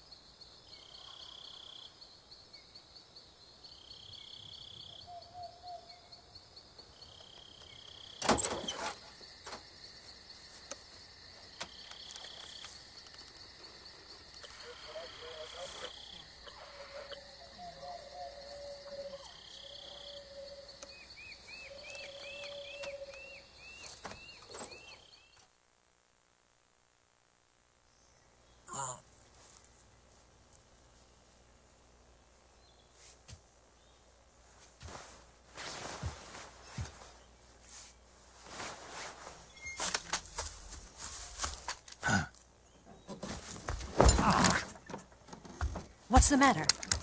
We're surrounded. I see 4 of them.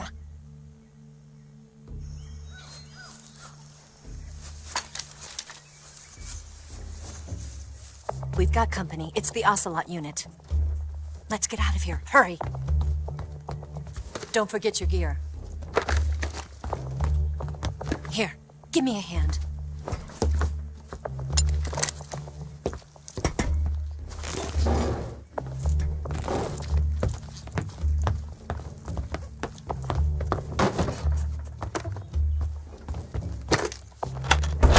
We can use this to get to the basement.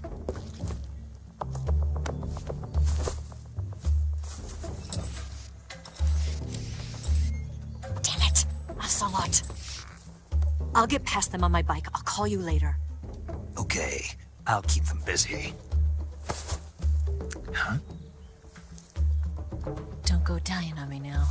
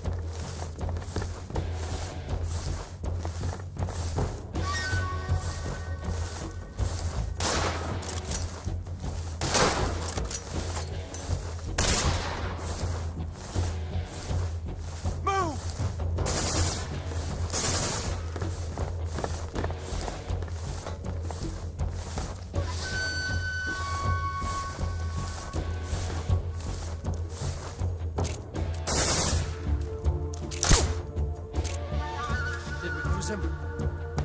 What? Not here? He's not here?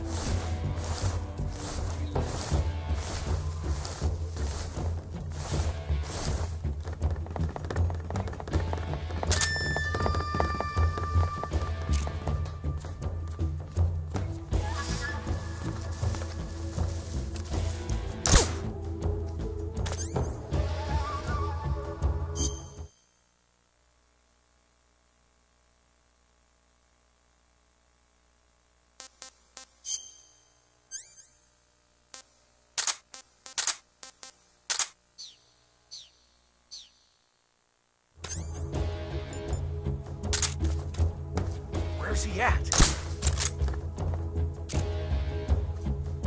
Move!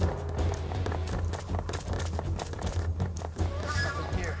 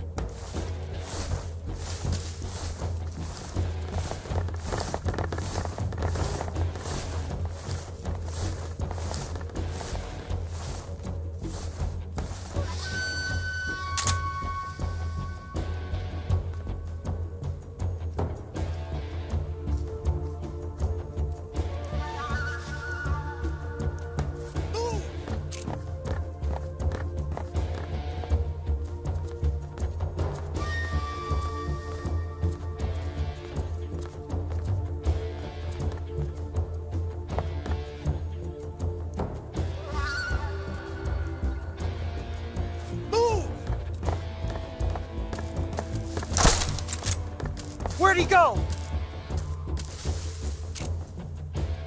Huh? Huh? What? Just my imagination. What's wrong? Where did that come from?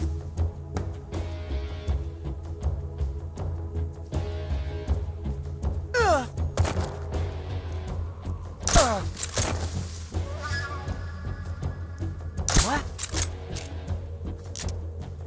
What?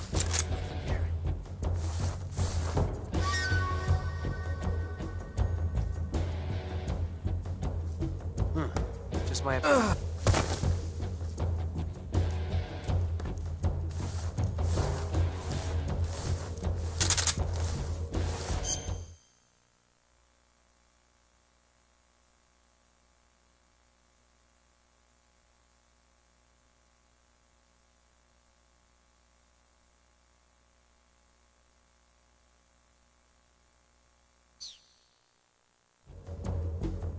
Nothing here. Nothing here.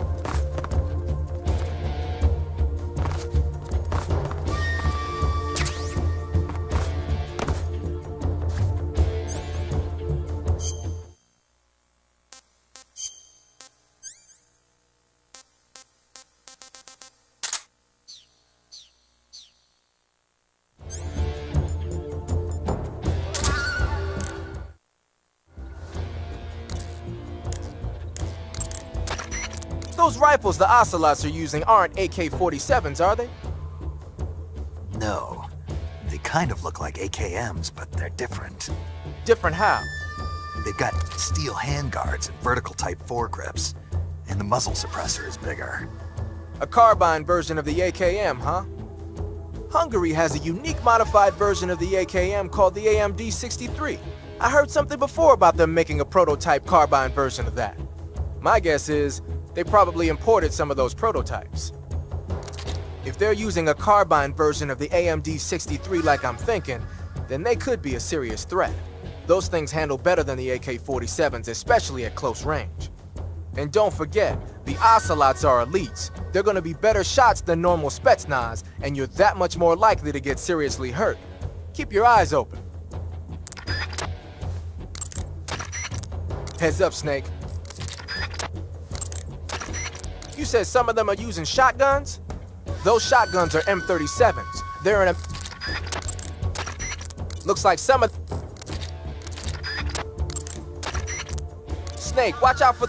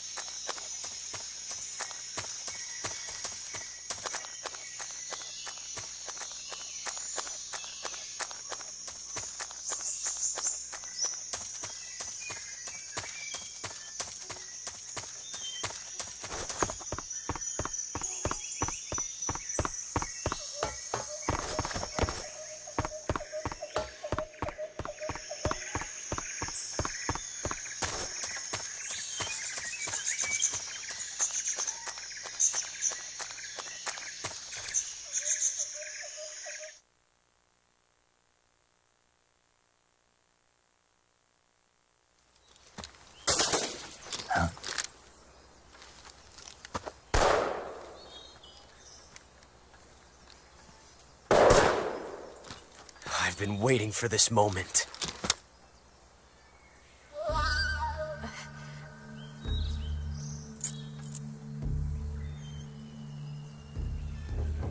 That's it! That's the stance!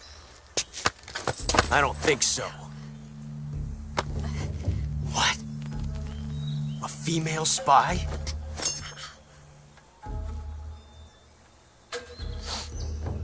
This bitch is wearing perfume. Stay where you are. I've had enough of your judo. I see you've got yourself a single-action army. That's right. There'll be no accidents this time. You call that an accident? Well, it wouldn't have happened if you hadn't been showing off. What did you say? It's a nice gun, I'll give you that. But the engraving gives you no tactical advantage whatsoever. Unless you were planning to auction it off as a collector's item. And you're forgetting one more very basic thing. You don't have what it takes to kill me. We'll see.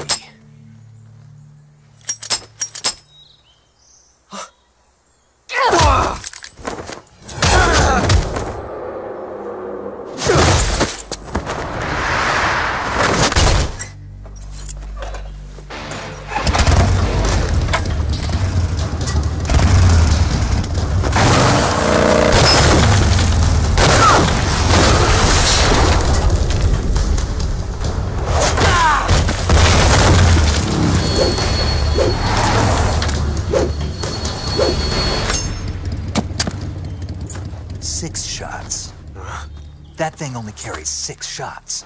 The Makarov carries 8. You have to get a feel for how many you have left.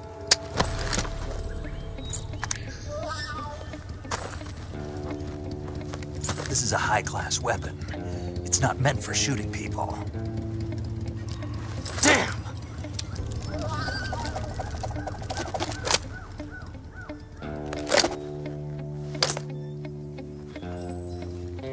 This isn't over yet. Don't. Why? He's still young.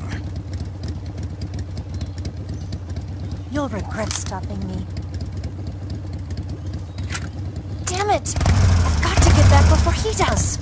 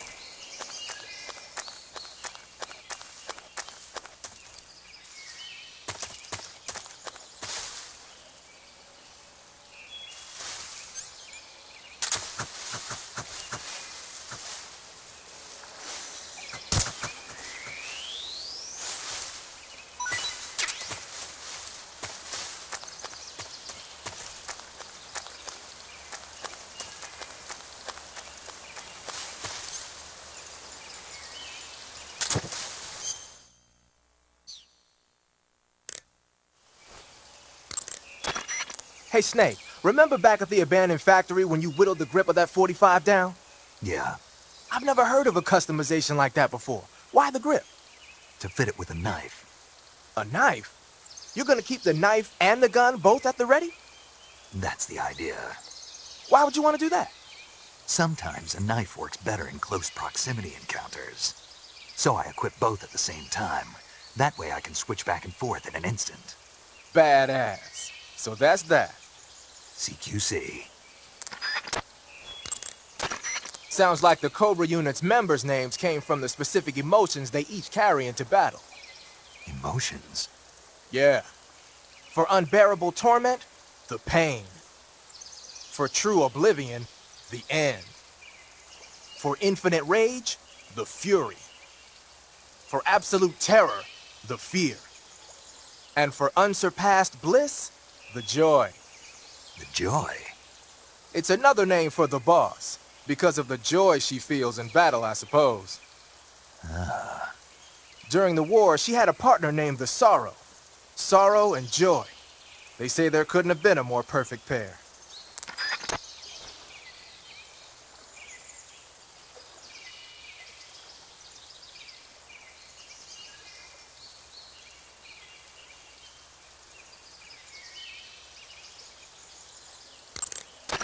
Snake, you said Eva said her Mauser was a Type 17, right? Yeah, what about it? That model was produced in the 1920s in a weapons lab in the Shaanxi province in China. The cartridge part sticks out lower than the original to accommodate 45 caliber rounds. The barrel and chamber are a little bit thicker too. But most telling of all, it's got Chinese characters engraved on both sides of the frame like you saw. And that firing stance Eva was talking about where you hold the gun horizontally, that's a trademark of the Chinese. Just like you were saying, when you're firing in full auto mode, the muzzle jump effect gives you a horizontal strafing motion. They say it's especially deadly in indoor and close-range mop-up actions. The Japanese called it bandit shooting and used to dread it. Makes you wonder where she learned to shoot like that.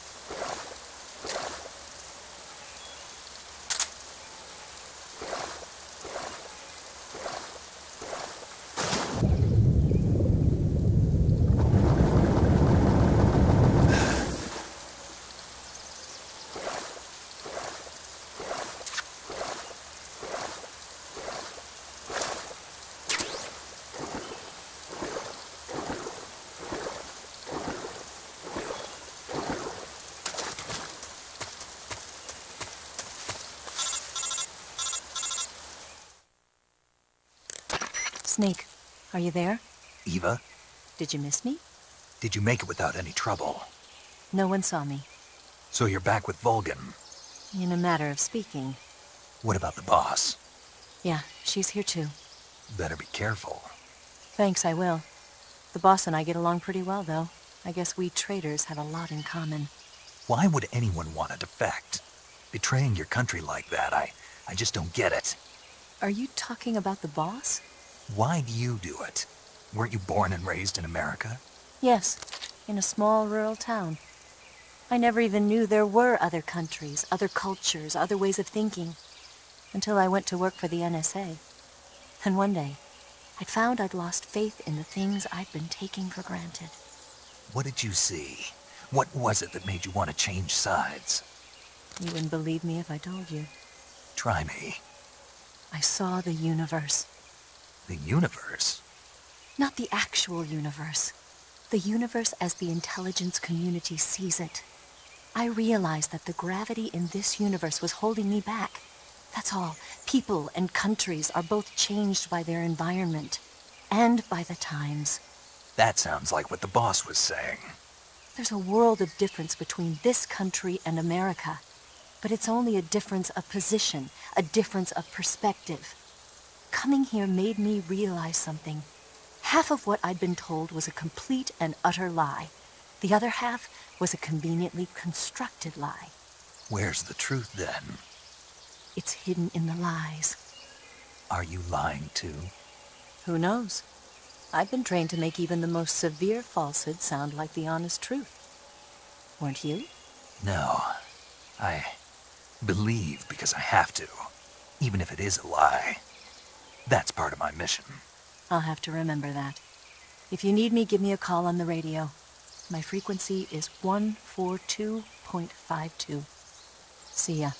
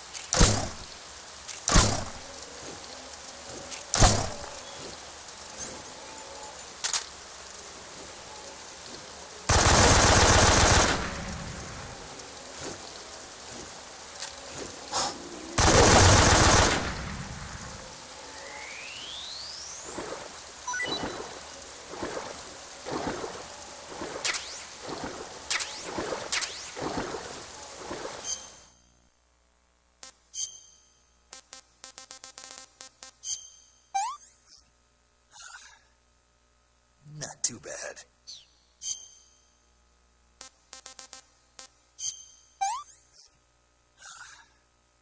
What can I say?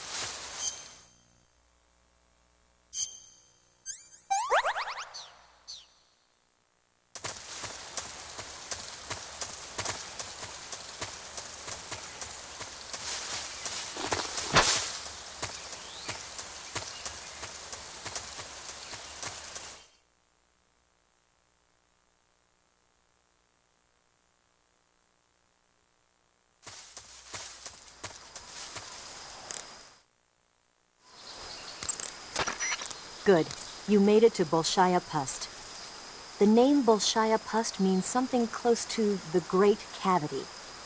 It probably got that name from the crevice to the north. There's a fortified area in the southern part of Bolshaya Pust that's strung with barbed wire. To the north of that is a relay station that serves as both a depot for material shipments and a communication facility. The crevice leading to the cave is located to the north of the relay station. Head north.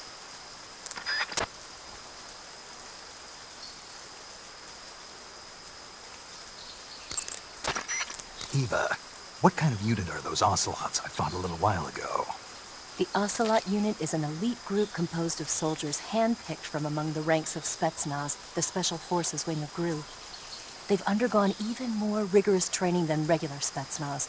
Their skill with weapons is the stuff of legends. You'll find they're much better shots than the rest of GRU. Watch yourself.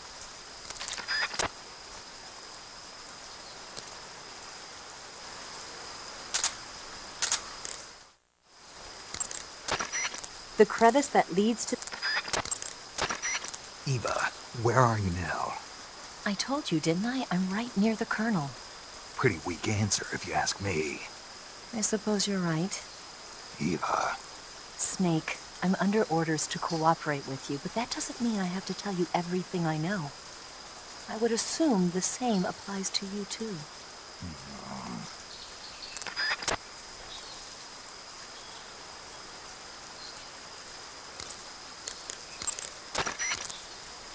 You know that army motorcycle that Eva...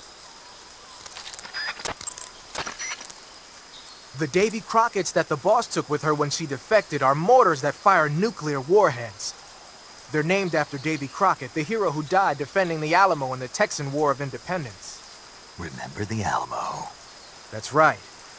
The warheads are equivalent to between 10 and 20 tons of TNT. Every building within 150 yards of the hypocenter is completely obliterated. But the warheads the boss had with her were some kind of experimental super bomb. So they're actually even more powerful than that. I don't even want to think about what would happen if she used it again. Snake, you know what you have to do. Yeah, I know.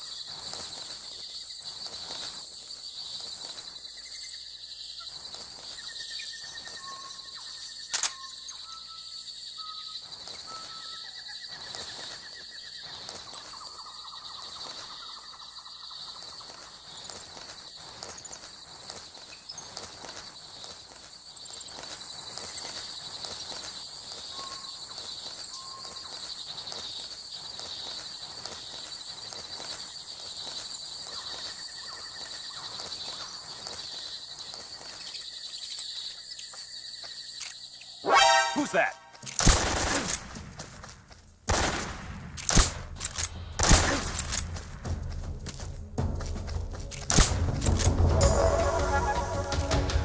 HQ, respond. This is HQ. This is HQ.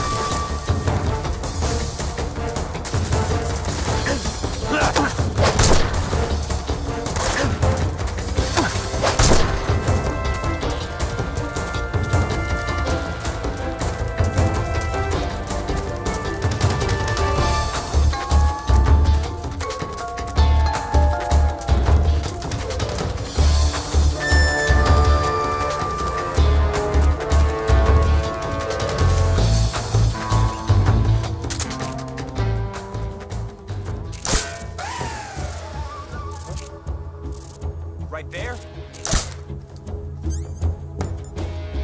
I see him.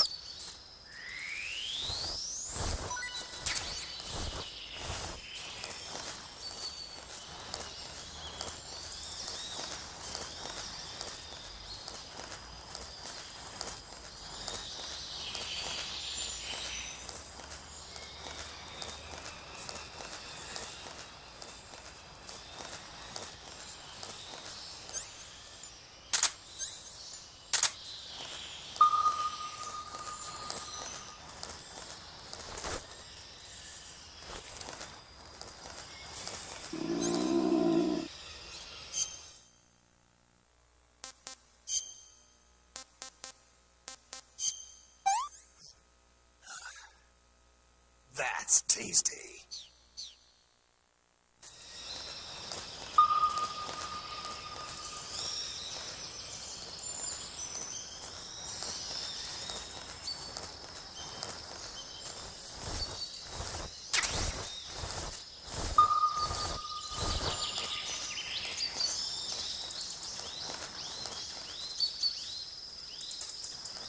Huh? Who's that? Radio?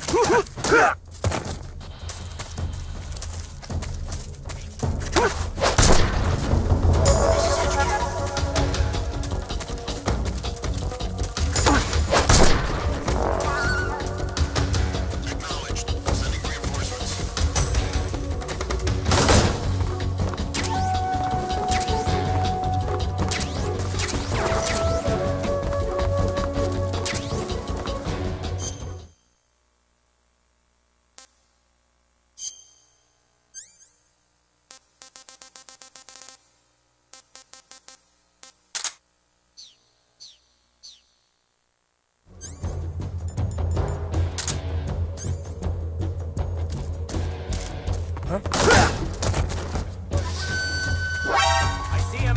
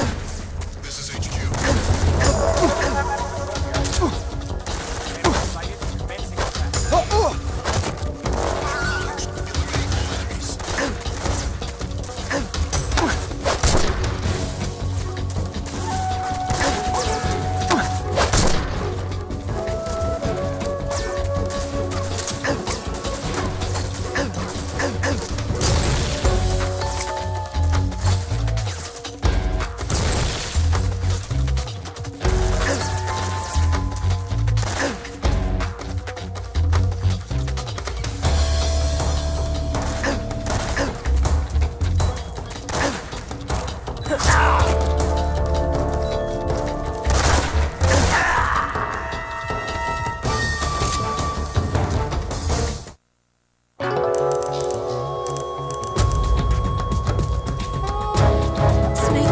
what happened to you? Snake? Snake!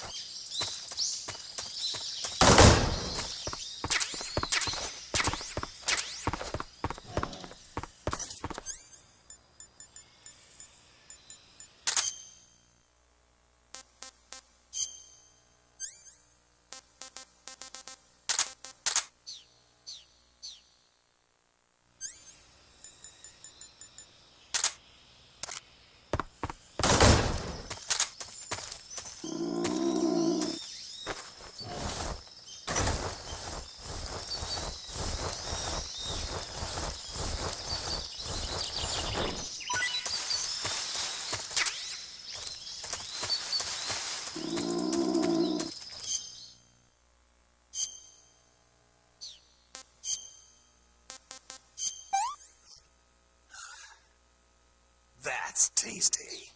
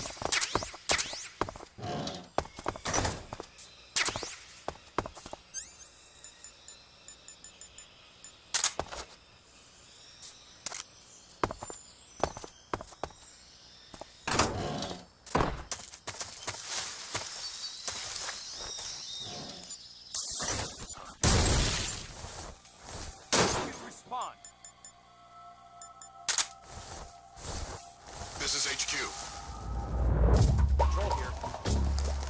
We're under enemy fire. Enemy's position is unknown. Going into alert formation. Acknowledged. Sending reinforcements. Use extra caution.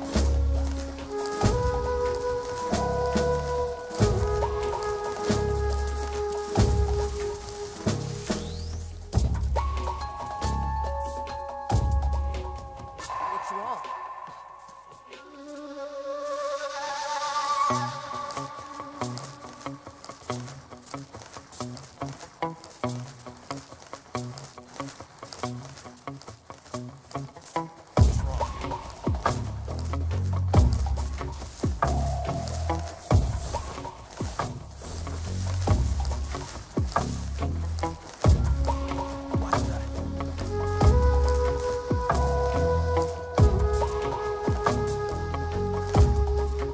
Guess I'm seeing things.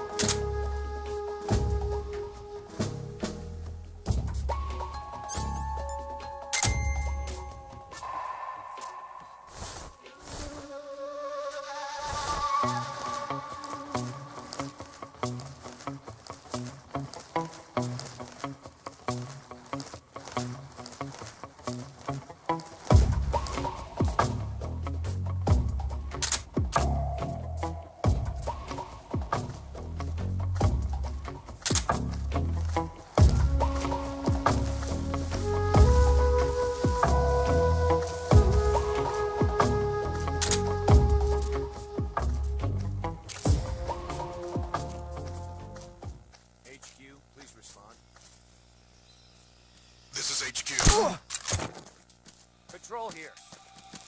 The situation is normal. Understood. Return to your position. Patrol here. We're under enemy fire. Enemy's position is unknown. Going into alert formation. Acknowledged. Sending reinforcements. Use extra caution.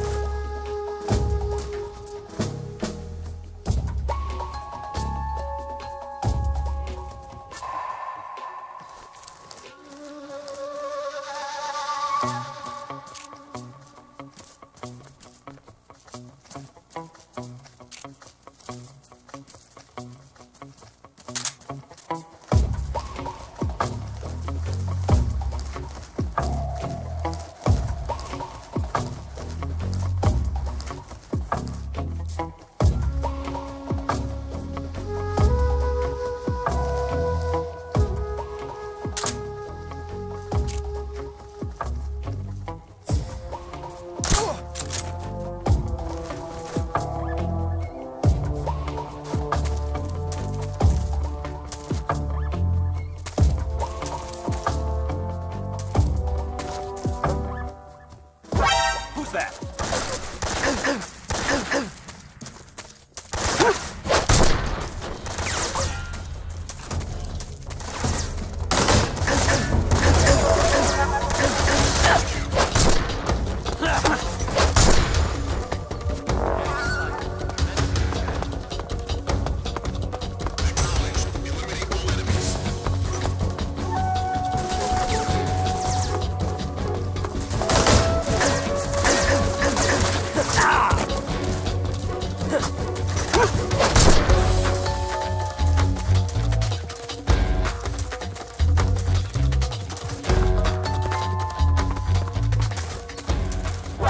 I see him.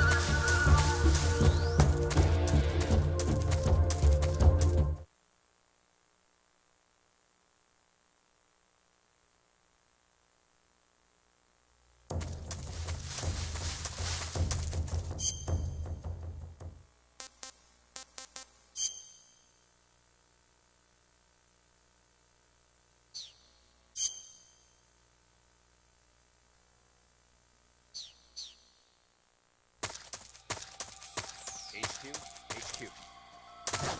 This is HQ. Patrol here. Lost sight of the intruder, going into high alert. Who's that? The enemy is still nearby.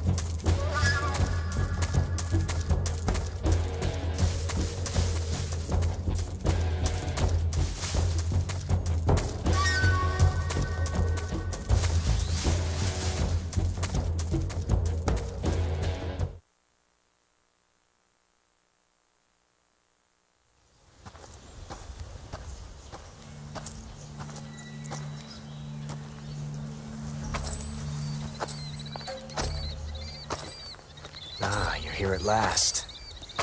Looks like the boss's info was right.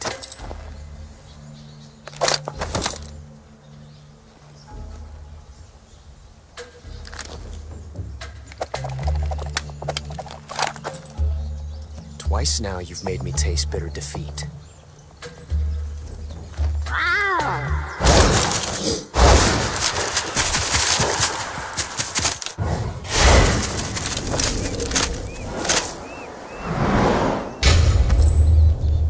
I hate to disappoint the Cobras, but you're mine now. All of you, leave us.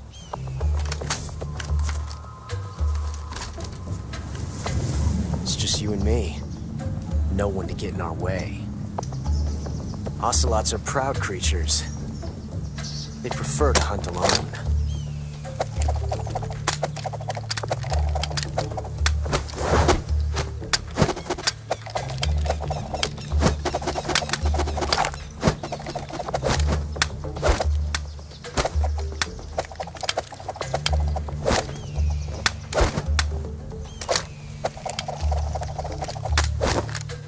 Shots.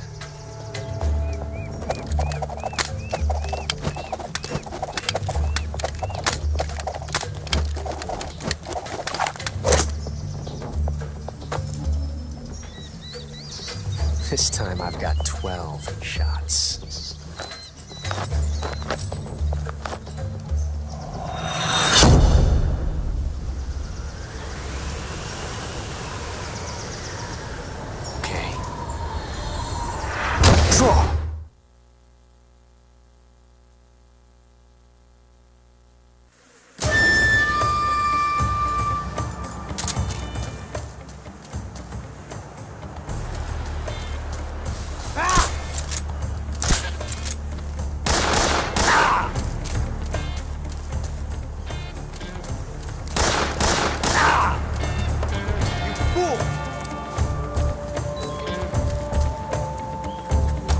Get away from me!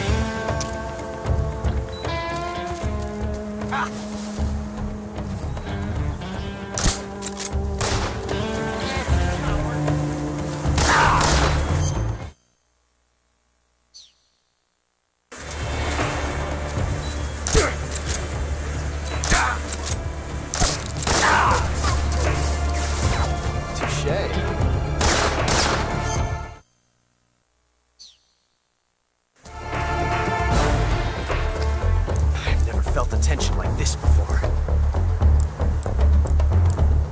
That's so different from simply changing a clip.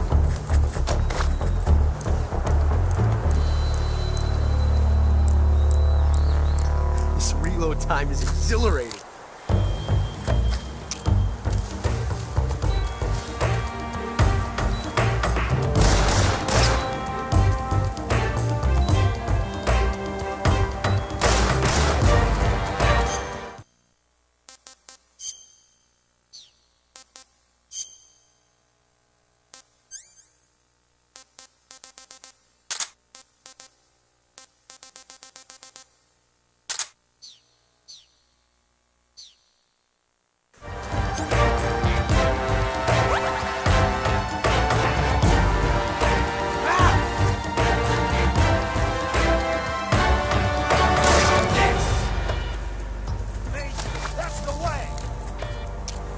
Won't get away from me!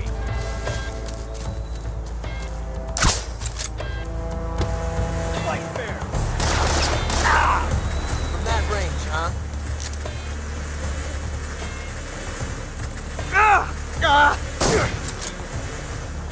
Not bad.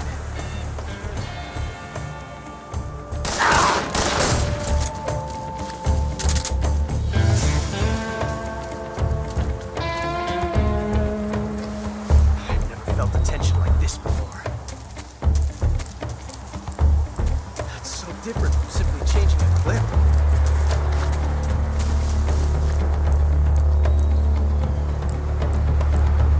This reload time is exhilarating.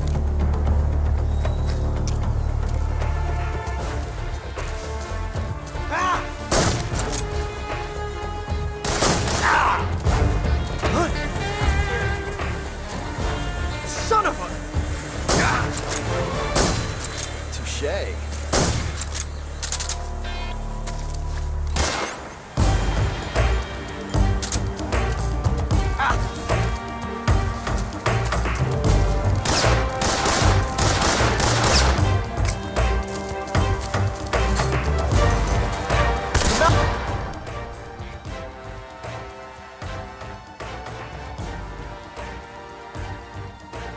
Had enough yet? Damn! How dare you? I felt that.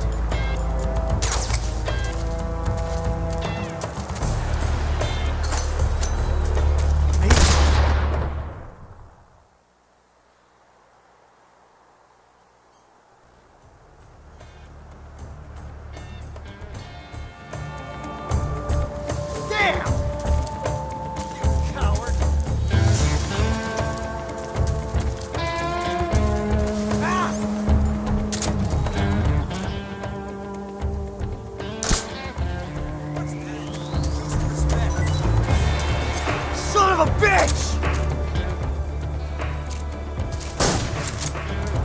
I see you! Ha!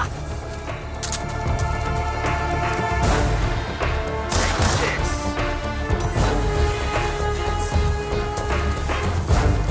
Ah!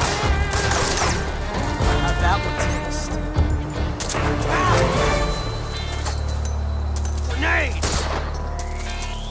Fight fair!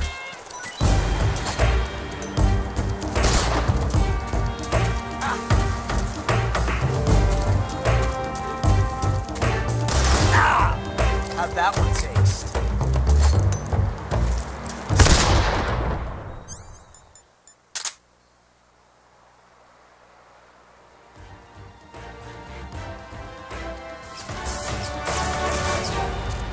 Stay out of this.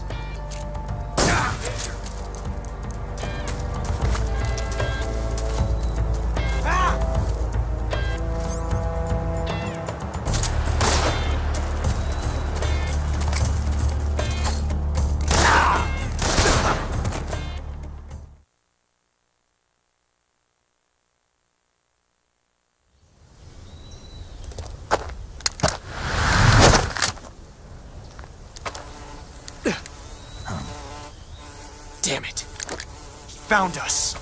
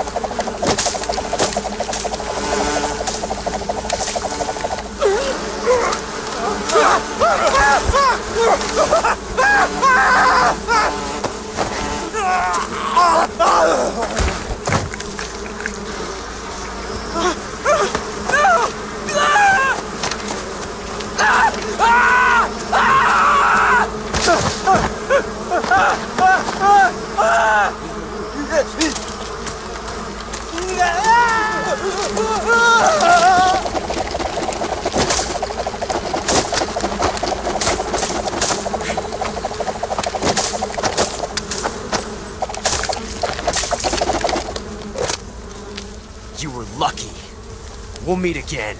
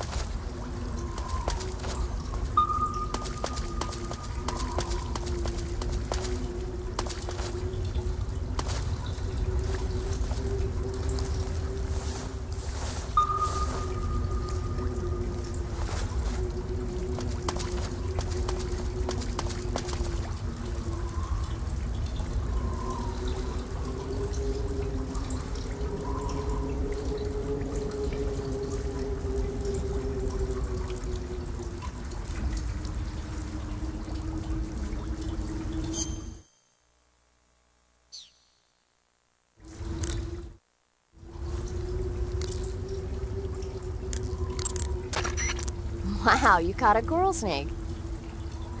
The coral snake is a venomous snake that originally hails from the Americas. Its venom is a very potent neurotoxin, so don't let it bite you.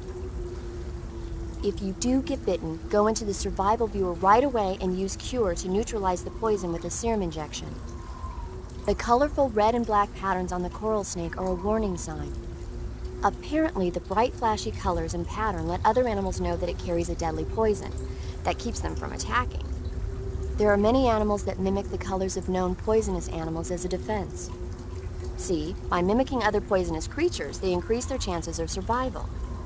There is another non-poisonous snake called the milk snake that borrows its coloring from the coral snake. You're not even listening, are you? No.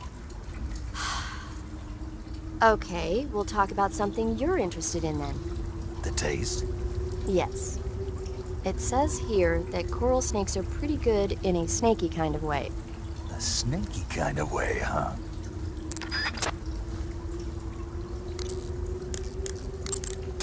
Saving the game, Snake?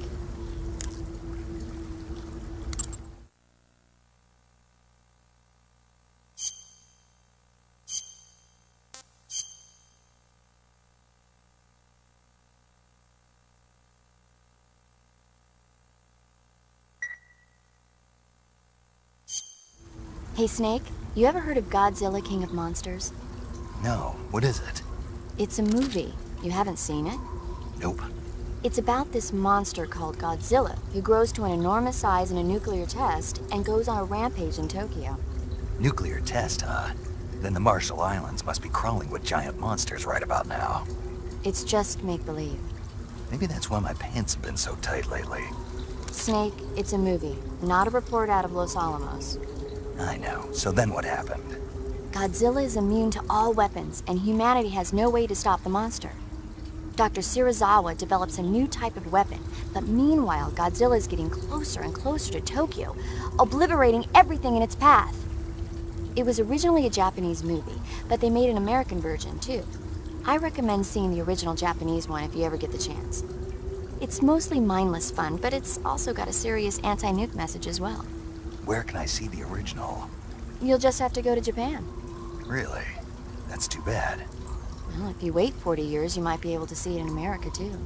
Why's that? 2004 will be Godzilla's 50th birthday. You think they're still going to be making Godzilla movies then? Of course! Everybody loves Godzilla. You sure know a lot about movies. I don't suppose you're the movie-watching type, are you? Not really. Okay, then I'll tell you everything I know. When the going gets tough, movies can save your life. It's always good to be able to look at things from a different perspective when you get in a jam. That's the magic of movies. No kidding. Well, I guess it might at least make a nice distraction. That's the spirit, Snake. Have a little fun.